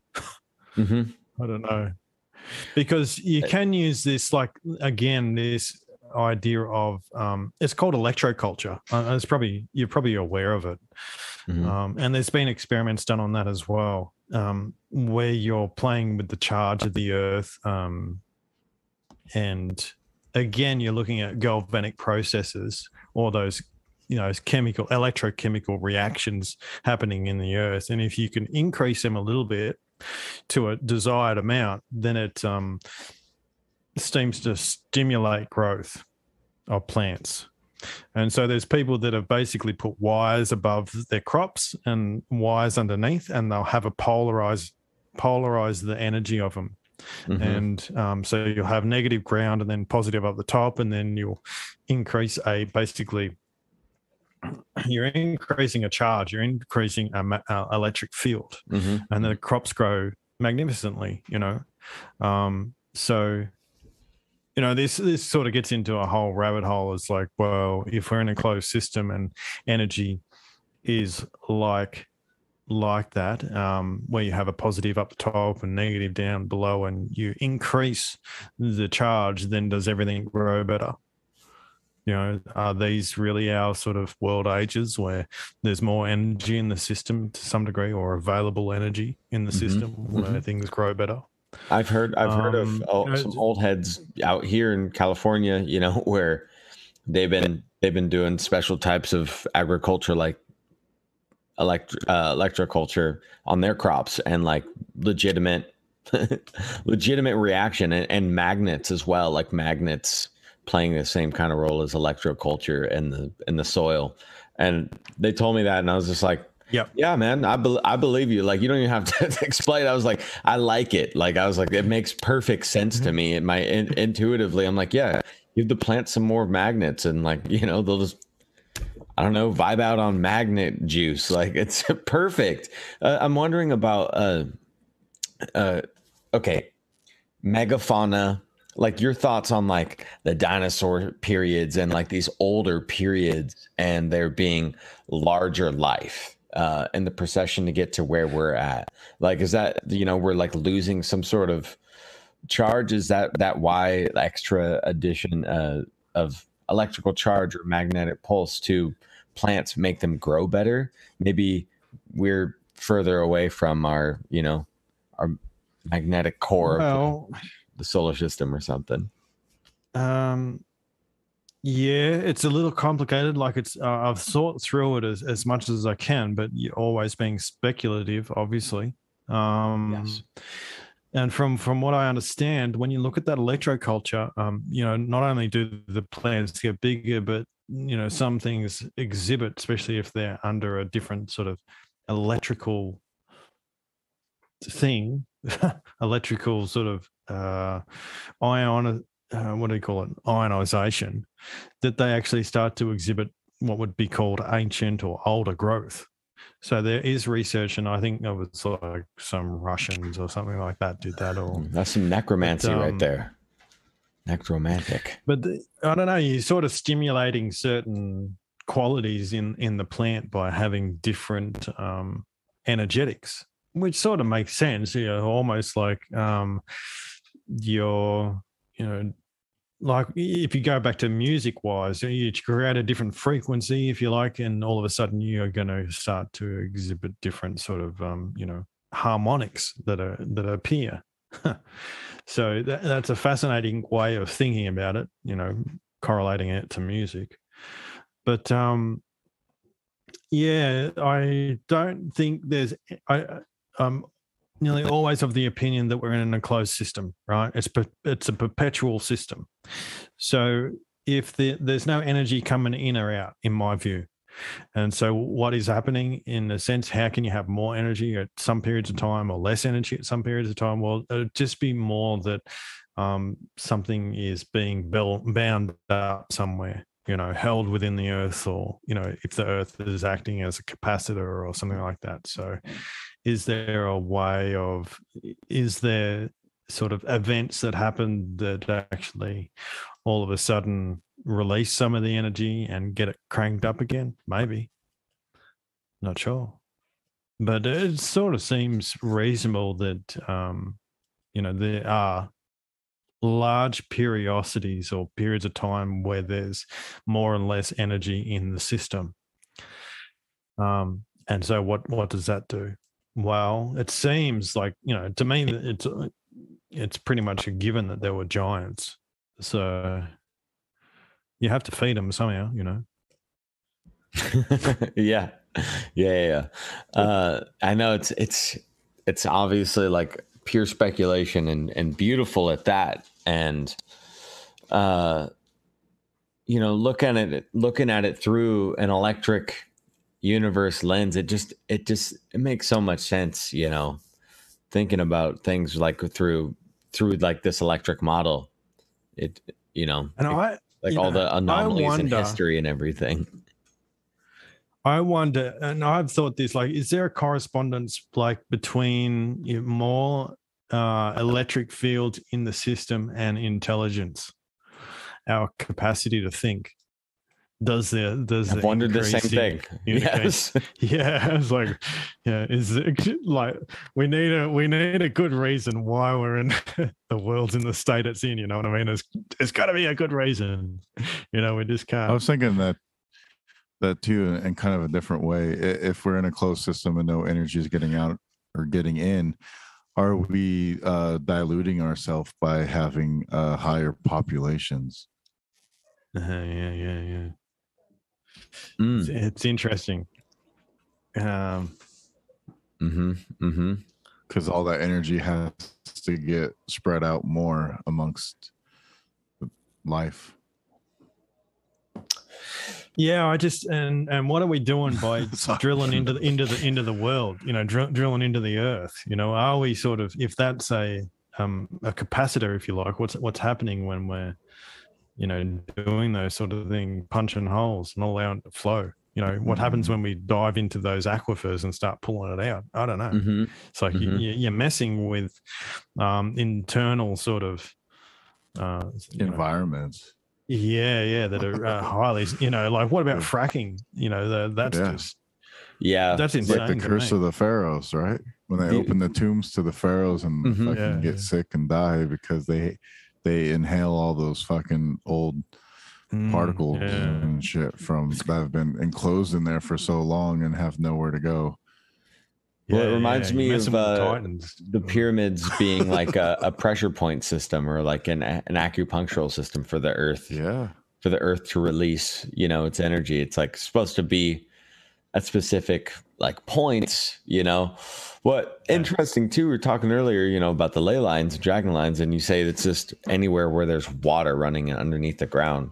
And that really does check out, because, you know, looking at like how dowsing rods worked and like the mystery of dowsing rods, you know, that you would be looking for underground waterways as well as magnetic mines. So it would be able to detect underwater caverns, you know, if it spins in your hand, and or the mineral mines, and through a spinning of a wooden dowel. And people still do this. We're actually talking to a dowser next week with wood in Boston. That's wood. Strange. Yes, right. Yeah, exactly. Okay. With wood, that's weird. No, yeah. The original dowsing rod, supposedly, I mean, you know, Moses was even said to have a dowsing rod. You know, and like it's kind of like at one point I could assume, you know, I mean, I'm not gonna say the Ankh was one, you know, but like, you know, that kind of concept, like whenever you see the, you know, the ram's head, you know, on like a cathedral, it's supposed to be said at like the ram's head is like the dowsing rod, like here is water, here is a sacred site, and, you know, build there here. is a correspondence like with what you're saying and mythology, and I've come across it a number of times now, and it's to do with this again, like that central pillar or the staff, right? And then the staff basically pierces the ground like Moses hitting the rock. So again, you're hitting the world navel, and then water comes out of it. The other one is that's associated with the world navel is the horse. And you're like, why is a horse? Well, it's equus. It's meaning equality. There's a bunch of symbolism about the horse. It's just phenomenal how much there is. And when you break down the equus, which is its scientific name is Equus caballus, so it's telling you about this equal cube. Yeah, the horse is. That's supremely esoteric, to be honest. Yeah, and you got like the mare, and like it's all the names and stuff that are involved in the horse and stuff like that. They're all esoteric. It's crazy. And if you break down the name, stud, stallion, stallion. I had a list. You're pushing me now. Yo, I got bucked off a horse. This probably the second or third time I'd ridden, got on a horse. I got bucked off. I was on for a bit, and like, man, I wasn't fully like, oh man, it was nuts. It was honestly kind of fun, pretty exhilarating. I got bucked off after riding for a bit. We were going pretty fast, faster than I've ever been on any horse ever. and I'm like hanging off of the saddle with one foot. And dude, it was just like you just feel the pure strength of this animal. Insane. Just so, like stallion is right, like mare, Bucky the horse slayer, dude. Those things are just immaculate animals. Truly wonderful. I got kicked off a horse too. You did? Where I grew up, it was like pretty hilly, and it wasn't my horse, it was my sister's horse. I thought, hey, I'll jump on for a ride, and then I'm just riding down this steep hill. And then it basically come to the, like, by that stage, I wasn't really in that much control. I was like, oh, fucking just follow it down, And then there was right at the bottom of the hill, there was a barbed wire fence. And it just, shit. It sort of trotted down and then just stopped right before it. And I didn't stop. Oh. I just went over the top and got caught in it. So I was like, I'll stick to my XR100. Thanks. Oh, that is heavy. When I rev it, it goes. When I put the brake on, it stops. Oh, is riding bikes around Australia pretty fun, I bet. Motorbike, yeah. I saw where I grew up. We had like a little motorbike track, and yeah, it was like hilly, so you just cruise around. And I was 12 k's out of town, so we had also an old Corona, like there was a Toyota, so I can take that thing for rallies. Yeah, it was good fun. Oh, like a car, like a cycle. Oh, car, like a Suzuki, maybe, or like was it like boxy, kind of like a? Yeah, it was the old Toyota. Nice. Yeah, when you go out the back roads and just try and drift and try and act like a rally car driver. We did a lot of these. Like people were into like winching their Suzukis and like other like really small like rock crawling cars, and it was like it's such a kind of like niche, strange community of pretty. I mean, everybody in there is pretty fun, but it's like pretty, hillbilly shit, honestly. But they take these huge tires on these like Suzukis and these other like boxy cars, and they just got like really powerful winches, and they're like, you know what, I'm gonna strap the winch to the top of that rock cliff, and then I'm just gonna drive up the side of this rock cliff for fun. I'm gonna do it 3 times too on Saturday. It's just like, sweet, let's do it. Like, Oh man, yeah, and also we grew up like putting sand paddles on like quads and 4-wheelers and stuff. Going out really? That sort of stuff, yeah, that was really fun out in Sand Lake, Oregon. If anybody here is listening, gets a chance to take out to Tillamook, Oregon, really fun. You got to endure the smell of lots of cow shit.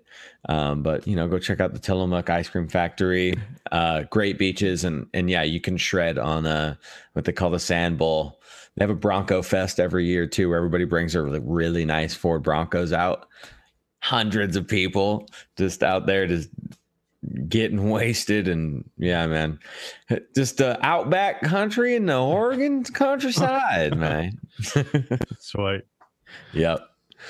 But so Australia, man, we didn't really get a chance to talk about it too much, but it's a fascinating place because I've always wanted to go.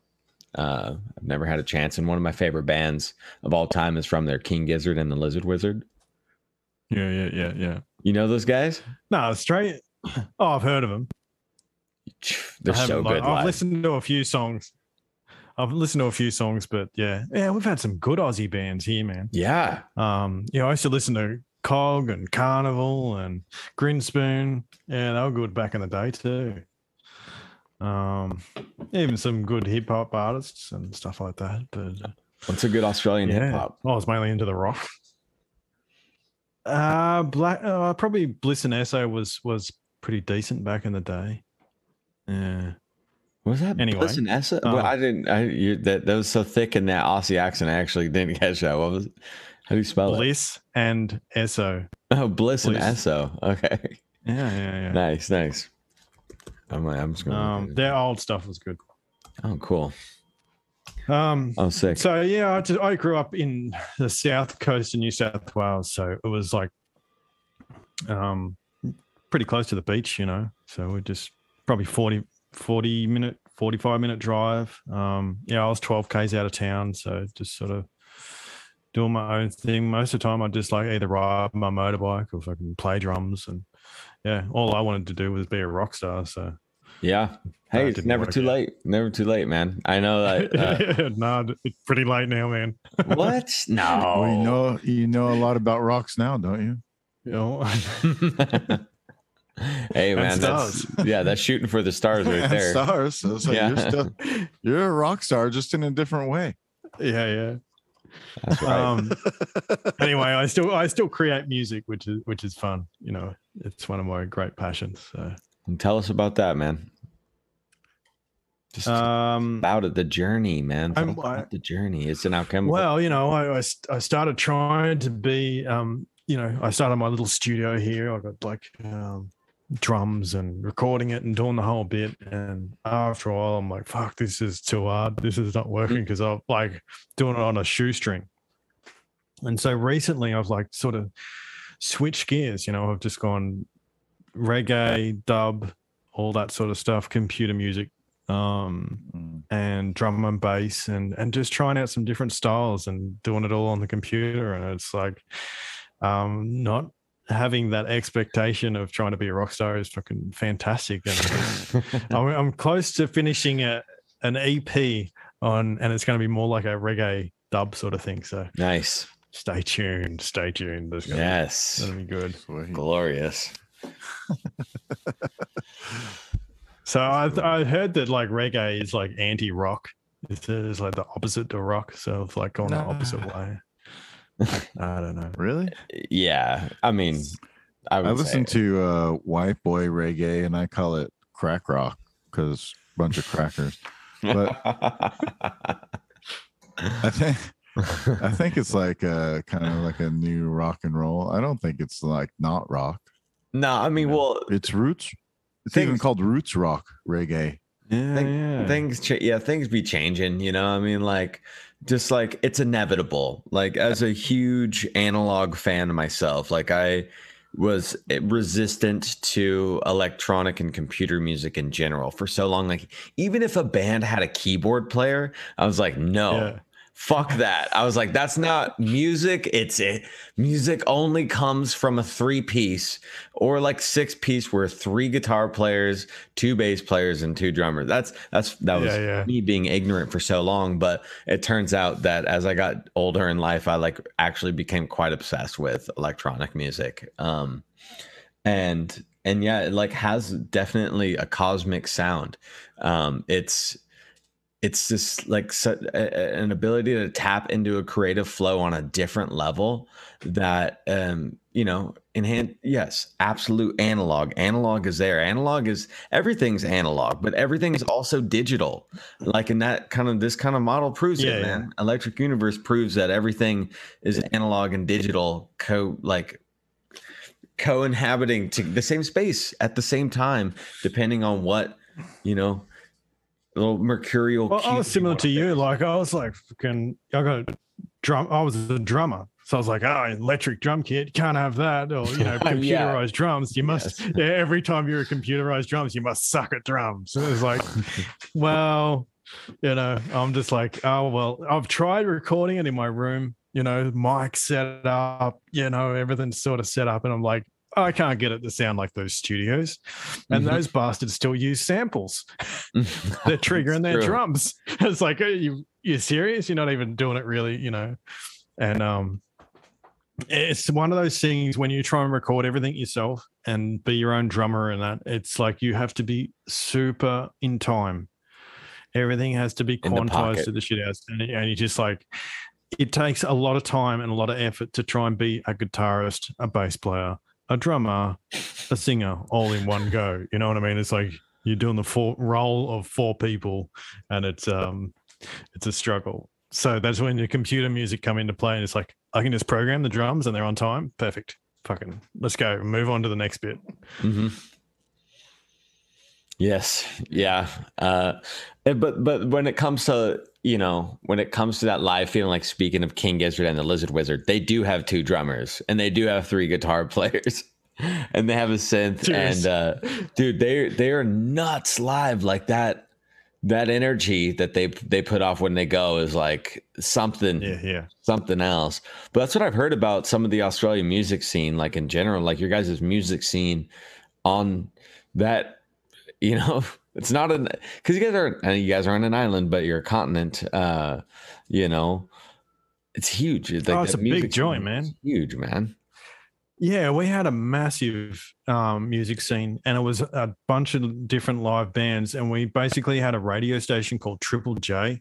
Back in the day, that was really, really good at actually, like they'd have Triple J Unearthed, and they were actually sorting out new bands, and it was basically when I was growing up, and that's all we'd listen to was like, you know, Triple J was actually playing the new sort of rock bands, and it was a lot of it was grunge and, you know, alternate, and you would find heaps of stuff, but now they've gone totally, you know, what do you call it, woke.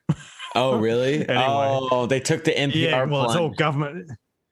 They just like all of a sudden they went from you know, just sort of like it was still government owned, but it was still like they had the runabout. It was like, yeah, you can do whatever you want, just here's some money to run your radio station. But then it went, now they're like got all these shit narratives and it become, you know. But that being said, we had a really good there was a really, really good bunch of bands that sort of cropped up, and for that reason. So has Triple J just not been the same since 2020? No, it's well before that.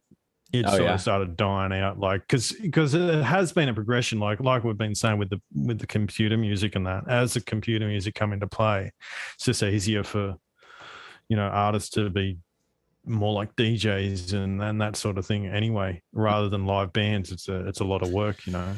Well, yeah, I mean, now we're just deep down a music rabbit hole at this point, but sorry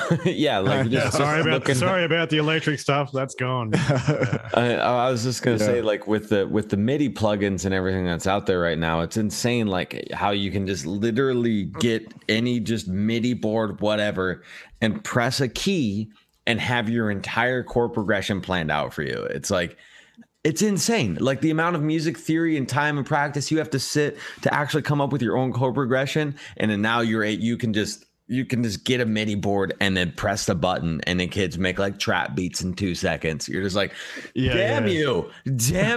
All right. Like I've been trying to study music theory and it's been blowing my mind. And like, so anyways, man, but what were you going to say, Dan? I'm sorry. I'm going to shut up now. Nothing, man. But just if you want to take it back to the esoteric, I've been getting into, especially if you look at that cube stuff, what I was talking about earlier on the 27 and things like that. There's like this direct relationship to music. And I've been talking with George Meza. He was doing he'd done a show with Chance on the universe there, and it was like doing some music stuff. I'm like, I got to talk to that guy. So we can start, because there is a relationship between geometry and music.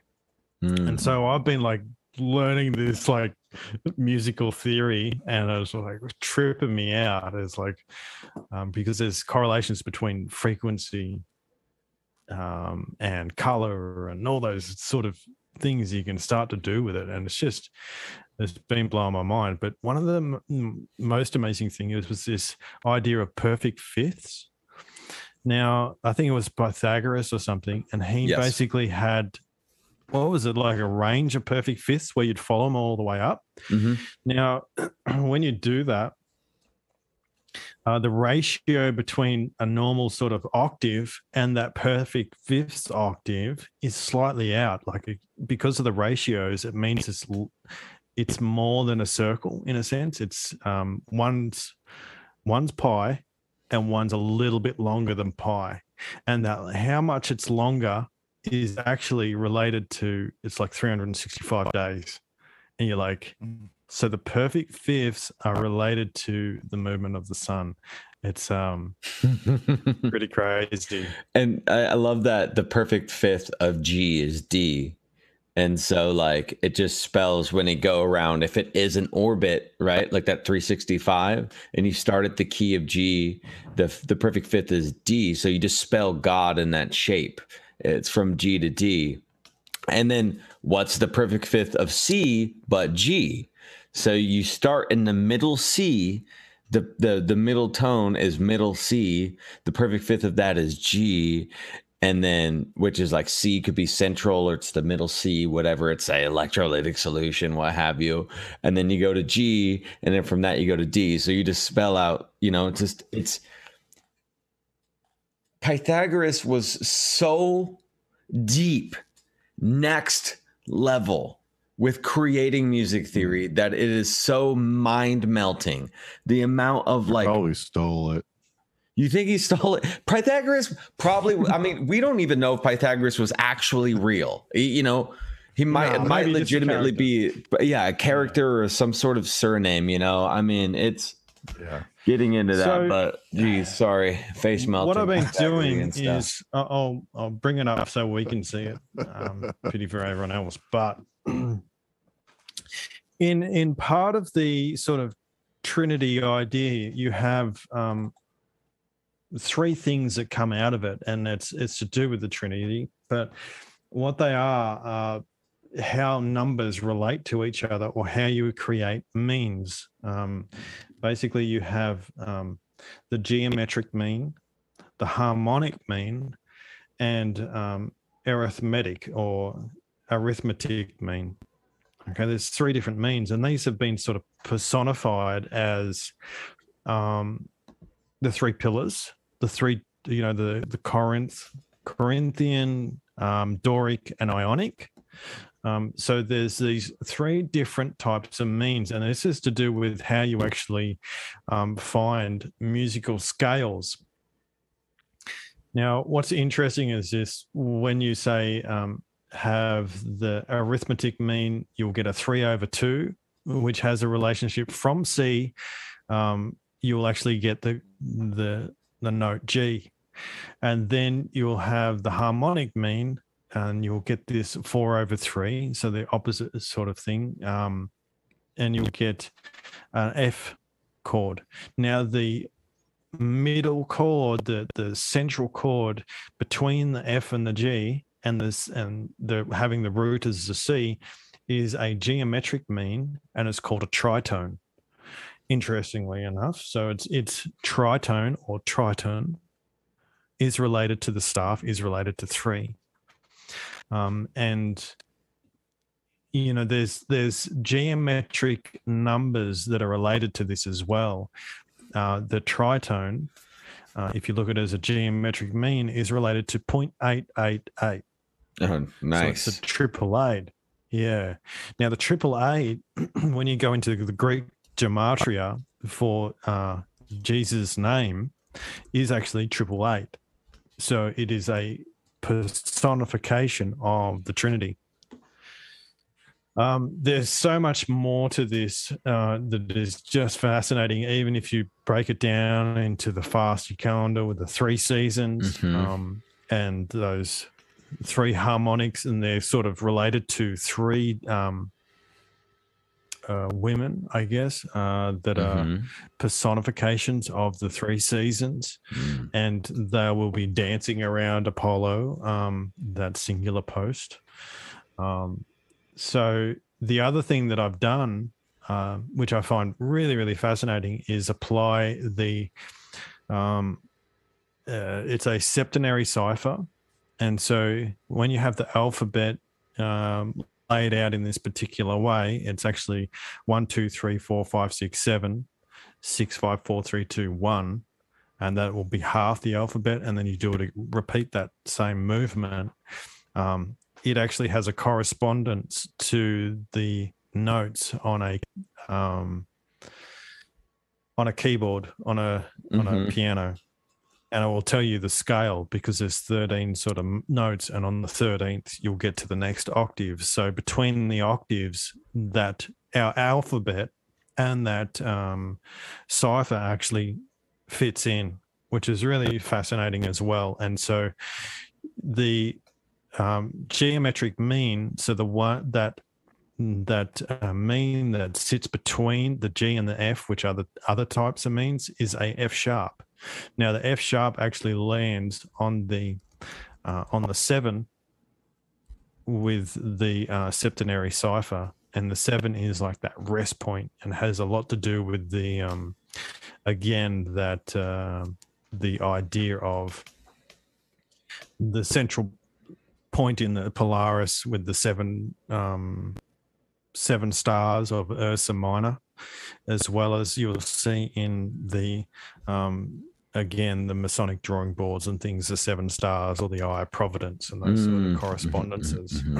So there is a musical component to the septenary cipher and also our English language, which I just find extremely fascinating, you know. And those 3, if people want to look it up, those 3 sort of personifications of the means are the Horai. So Horai or Horae. Now, what's interesting about them, to get back to it's one letter, you change an A out of it and it's horse. So again, we're moving back to this idea that these 3 basically personified as girdling the horses, because the horses are the seasons, you know, the 4 horsemen or whatever, they're the seasons. And this goes back to what's known as the threshing floor. The threshing floor is how in the olden days they used to what they would do is they'd lay the grain out in a circular fashion, and they'd have a pole in the center of it, and they'd tie the horses to it, and the horses or the oxes would walk around in a circle, led by a man behind it, and it would crush the stalks of the corn or grain or whatever, the wheat. Okay. And as they were doing that, all the wheat would fall out onto the floor. So this process of the threshing floor was analogous to the central pole of our world, and the horses moving around become the hours, because if you take the vowels out of horse, you get hours. So they were the seasons, the hours. Now, the threshing floor is a circular floor with a post in the center. Now, what that is essentially a sundial. So you could use the threshing floor to see where you were within the year. And so this is why they have so many associations with the gnomon in the center, that pole, that singular pole that tells you the time, tells you the seasons, tells you the hours of the day, and has a relationship to the ox moving around in a circle, the stars moving around in a circle, the horses moving around in a circle. So that's where a lot of it's coming from. Like a carousel. Symbology. Yeah, 100%. That's what it is. Carousel. You know, it's funny. The Walt Disney, when he built his Disneyland, because LA apparently is on the 33rd parallel, and that, you know, that lines up to Giza and whatnot, but he knew that Disneyland was like on this special piece of property that had like some sort of really joyous energy that was exclaimed. And he said that when you walk through the front gates and you go to the carousel was supposed to be like almost like the central pole and the central place of Disneyland, and it would spin around.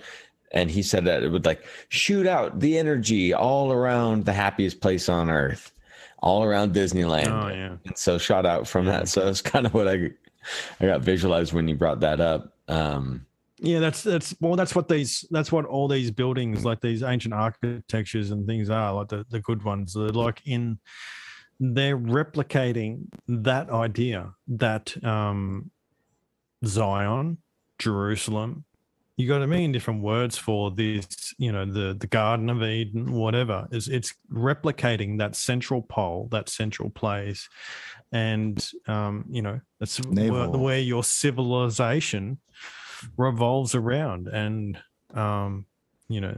there's so much built into it, even in sense of law and all that. I mean, the rabbit hole is so big, it's so deep. Even the horse has a correspondence to the white and the black stone, which we use for weights and measures as well as for voting. And the piano. So you're just going to, yeah. Mm-hmm. That's cool. Yeah. How do you say keys, this? yeah. Do you guys know how you say this?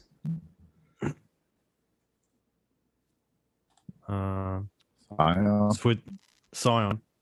So Scion, it just reminds me of Zion, but apparently this town is claimed to be the first ever built organ. Like this is the oldest pipe organ basilica is here. And I was like, that is interesting, because I was trying to correlate, like talking about music theory, and setting up this like perfect, almost celestial symbolism or cosmic symbolism that Pythagoras was putting behind these numbers, of the 12 musical steps. And like, and then Robert Flood puts the 12 musical steps to the 12 zodiacs. And that's the planet of the spheres, or the music of the spheres.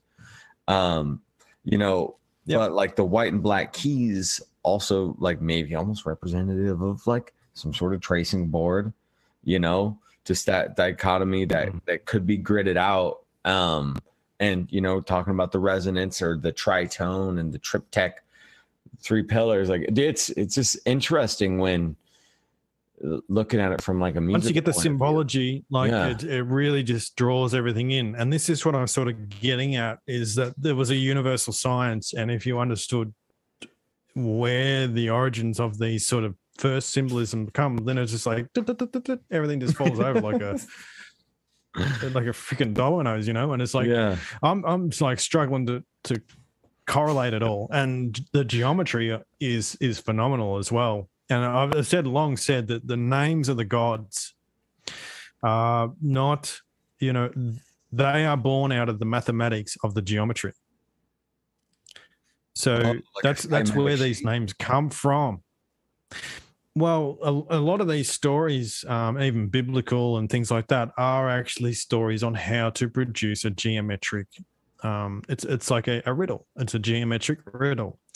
If you know the fishes, which is the Vesica Pisces, if you know the bread and what that looks like and all these sorts of different things, and you know that you're starting with Jesus, which is a certain value or whatever it is, then you're going to produce a certain geometric outcome. There's so, and a lot of the gods, it's just basic. At the end of it, it's teaching you about basic geometry, but geometry shows, really does show the, lead you back to the infinite, to the unity, obviously, because put it this way, you have a circle, then it mirrors itself, and then those 2 circles overlap. You create the vesica. Out of the vesica, all the mathematics comes. Everything comes out of that vesica, all the mathematics. Mm-hmm. And that's where the Jesus figure, that unity figure, is Logos figure. Mercury is depicted coming out of the vesica, because that's where you get the square root of 5, square root of 2. You get the phi, all those sort of mathematical principles that are in us and, all throughout nature. The very foundations of our world are built through this vesica. All the architecture, it wouldn't be nothing, because mathematics is produced from that vesica, from that womb. So that's what they're sort of leaning back to, like these very simple ideas lean back to very, complex and beautiful sort of understandings. And it's a unified source of information at the end of the day. And that's what I sort of hope to point out to people, you know what I mean? When I do these talks or whatever, I hope to point out that it's unified. We're unified in the world is unified. It's just people don't recognize it, you know? Yeah, all that shade being thrown. Yeah. Well, if we just got back to the quadrivium and the trivium and those sort of understandings and started to preach a bit more about the unity, I think would be well on our way to you know, and understanding where we live, as well as, you know, utilizing stuff like the Geet engine where you got the plasmas and things like that. I mean, it would be fucking killing it, man. Oh, here it is. So getting all these codes to make the geometric shapes. Okay, that's like casting a portal, casting like some sort of magical spell to open up, you know, like if you set this frequency and tone pointed at this general direction, you know, then you'll blast the portal into another dimension or something. Because when you read these old texts, man, they were so cryptic. And I get, like, you know, we're talking about things from hundreds of years ago. But you know, they're cryptic for a reason. And it's like, I don't know, man, it's just, it's so beautiful and deep. But I will say, actually, really quick on this note, Vitruvius, who wrote the 10 books of architecture, who was like the Greek, you know, like architecture god. He was the shit. He was talking about the Dan, you out of here, sir? Yes, sir. You guys carry on though. Nice to meet you, mate. Bounce. Nice to meet you too, Lucas. We'll have this. I want to talk about the fucking horses, dude. I really do. Okay. I've been putting together some work on the tribe of Dan, and one of their flags is a horse. No. So it coincides, really interesting. And also the maritime, they're the mariners. Yep. So that it coincides to the sun and the moon and the maritime law and all that stuff. And it's fascinating. Yeah. So yeah. Perfect. Well, yeah, hit me up, mate. I'll send you what I got. Yeah, for sure, man. You guys have a good one. Thanks, Cheers. Fire Tribe. Danunaki out. Peace, man. Okay, I kind of completely forgot where I was. I'm sorry. I read that message and I was like, "Oi." Yeah. We'll probably wrap it up here soon in a sec anyway. Yes, absolutely. Anyways, man. Oh no, I absolutely remember. Okay, let me get back at it. Let's do it. Okay, so when Vitruvius was writing his book on, like, basically it's like a pamphlet on, you know, it would be the book that architects would read later. You know, and being an architect in antiquity was an incredibly high initiatory job. Like, you had to be equipped in so much high schooling, right? Like you had to know mathematics, you had to know music, you had to know all these sacred arts. But what I'm getting at in his book, what I thought was really interesting was he was talking about the Bastiles and the Scorpions, like these weapons that they had, like in catapults. And you know, he didn't reference cannons, obviously, but and looking at it from an Antiquitech type of point of view, you know, is that he would talk about tuning these instruments, or not tuning these weapons as instruments, to make sure the strings rang a certain frequency. That's when you knew that they were tight enough to, you know, shoot its weapon or what have you. But, you know, then there's a lot of that esoteric kind of mumbo jumbo about the horns of Jericho, and then being like this like vibrational frequency being put, and that was able to crumble the buildings through the sound, through the horns, through that being, you know, that surround, they made that certain cymatic shape or that geometric shape. And, you know, I was joking around saying like blasting, you know, get the cosmic code, get all the frequency measures. Yeah, now we got a weapon. And you blast a portal But when you look at it, they're talking about the, destroying a building, and which that was a transition of time when the walls of Jericho fell. It was a so it was almost like a portal to a new time. And I don't know, man, what's your opinion on like that aspect of things in history? Well, anything out of the Bible is basically, it seems to be not historic whatsoever. It's just sort of, it's all astrotheology in a sense to me. Mm-hmm. And not only that, it seems to have been, created. Let's put it that way. And certain things left out. So it's not something that while I sort of understand it's there, but it's not really something that I find very attractive for those reasons. All I can say when it comes to sort of like our past is like, I've just watched those mud flood videos and stuff like that where they're like, why is this building, like, 20 foot underground? It's like, shit, I don't, what happened? It's like you got a whole city that's, where the whole of the blocks are under mud. And it's like, well, that's what we see. And do we know how that happened? What happened? It's like, not really, but something happened. You can't have whole, and there's, other guys have pointed out, they've even got these sidewalks where they were utilizing these underground, where they'd been mud flooded, and they'd got the sidewalks, and they'd just basically got these prism lights, and they got like the light would come in from the outside and then shine into these prisms, turn sort of 90 degrees, so it would light up underneath these buildings that have been sort of covered over. Oh, wow. Yeah, so they're just like, you would never build like that, ever. It just seems ridiculous. Why would you build underground? It's too much work. You know what I mean? Why would you put bricks underground that seep water through it? None of it makes sense.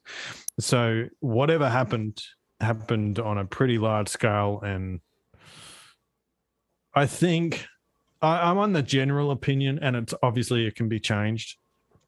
But I think, 200-300 years ago, or whatever it was, however long, some major cataclysm happened where any of that old knowledge is basically lost. And it seems like there was a world beforehand that was, like you say, totally adept in building, knew all this information that I'm bringing about a little bit of, I'm only touching the surface of it.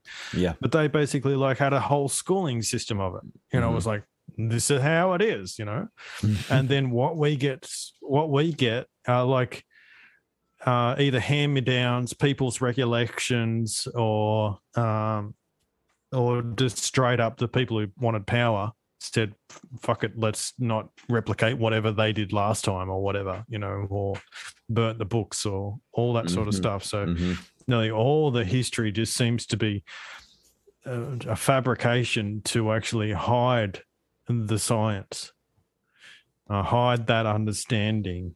And I don't necessarily understand why it is. It's maybe just to maintain control. Who knows? Probably.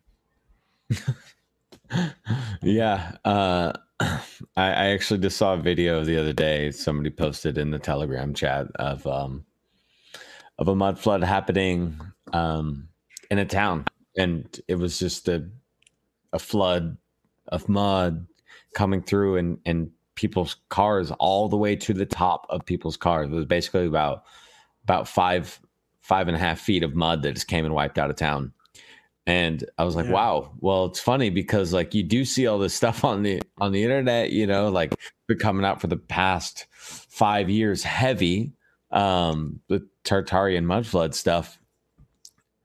And, we've only been speculating, people have been talking about like places being covered in mud, but now you actually see it And I'll have to send you the video because I saved it because I was like, wow. Yeah. Seeing it in action was kind of crazy. And I didn't actually look up anything deeper, whether or not like they said it was liquefaction that caused it or what actually caused it, or dam breaking or something like that. But yeah, who knows? Like we've been talking to a lot of people this month, you know, and the like people that have had like claim to have experiences like UFO experiences or claim to be abducted onto the ship. Which I don't like that word, but you know, I lack of a better term in the moment, abducted and being brought to the ship. You know, they get told like some otherworldly information on how long, you know, these there are cycles that are, and then it's sometimes lines up to the procession, you know, like we were talking about, but other ones are like saying that it's every just couple hundred years there is a CME that comes around and kind of just shuts down any sort of technological advancements, you know, and so it's been like this cycle of humans working around being shut down from their, like whether or not it was like some Antiquitech of another time, you know, and it's all it's I don't know, hard, like you know? I've thought about the idea that like, you know, they're just, you know, humans were seeing how far they could dig into the earth and it disrupted something, you know, the Bell Rock, you know. Something like that, or you know, or whatever it is. Maybe they were harnessing energy from the atmosphere and drew too much and it screwed the system a bit. I don't know, because there's so many possibilities. All you can say is like, why are these buildings underneath the ground like they are, and why are they built so well, and why is like there's pictures of just like old men in fucking, all you've got is like old men in top hats and then a couple of horses and carts. And you're like, you didn't build that. How are you going to build it with a horse and a cart? You can't even log one, you know, a few of those bricks around, you know, and most of the bricks, you know, like when you get into it, it's pretty clear that most things were geopolymer. You know, they knew how to harden stone, crystallize things. So yeah, I think that was the basic principle. You'd basically create like molds, and you know, it's like, because some of those, even the what is it, the stone statues where they're all granite, and you like, the obelisk. They're not just like a stone statue, and they're not, and some of them have like a net over their face or holding a legit sort of net, and you're like, why would the art? Firstly, it's near perfection the way that it's created, and then it's like, how long did it take if you're going to sit there and chisel away with it? And then in some of it, like even with the way that the hair's done and things like that, it's like, how do you even get the chisel in there to chisel around underneath that sort of hair curl or whatever it is? You know what I mean? It's like, and then you think about it, you think about molds and you go, oh, that's easy. You just create a plaster of Paris mold and then pour your, you know, stone in there and it hardens, and then you got a perfect sort of figure. Yeah, you know, just pick the stunning dude in the market or the stunning woman, and you say, come here and just stand like this for a bit while we plaster and Paris you. You know what I mean? It doesn't have to be like, come here for the next 6 months and stand in the same exact position while I slowly cast this statue of you.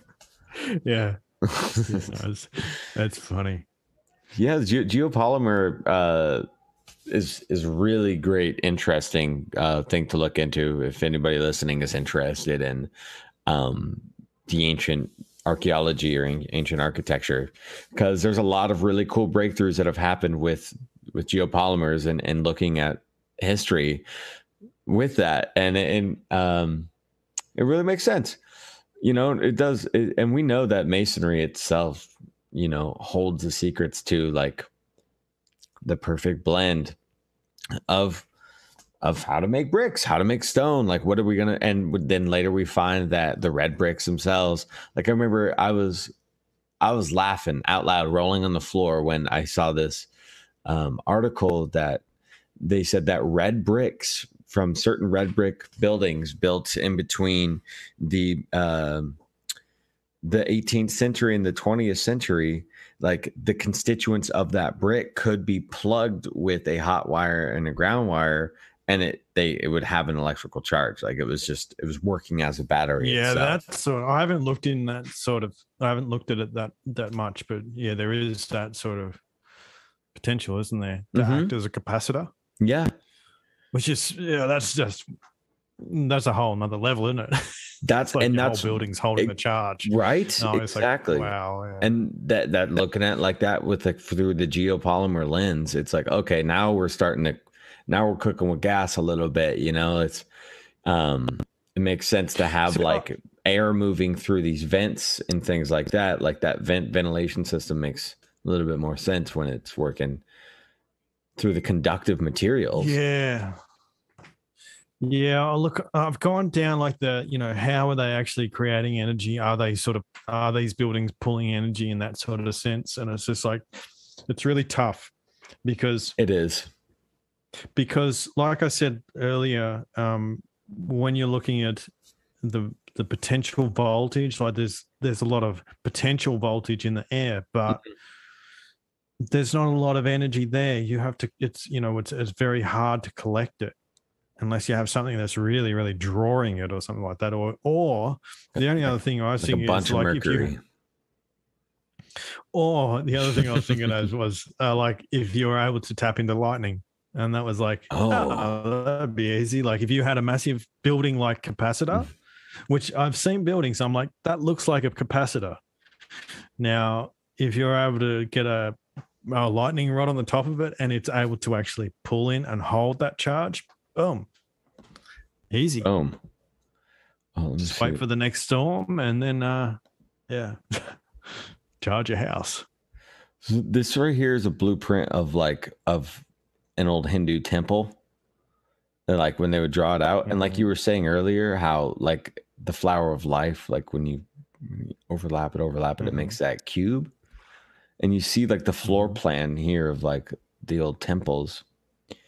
And there it is. There's your flower on the base of the floor plan as it extends out. But that's exactly what this looks like. This looks like some sort of capacitor right here with the trident up top. Yeah, that's right. Yeah, that's right. It's like the symbology and the mechanics of it are sort of all in one. This is like, that's why I sort of keep running back to this unified science where, electrochemistry and all these sort of things start to fit together and you have a better understanding. I just think we're at a pretty low sort of, level of understanding these days. Yeah. Oy. Well, okay.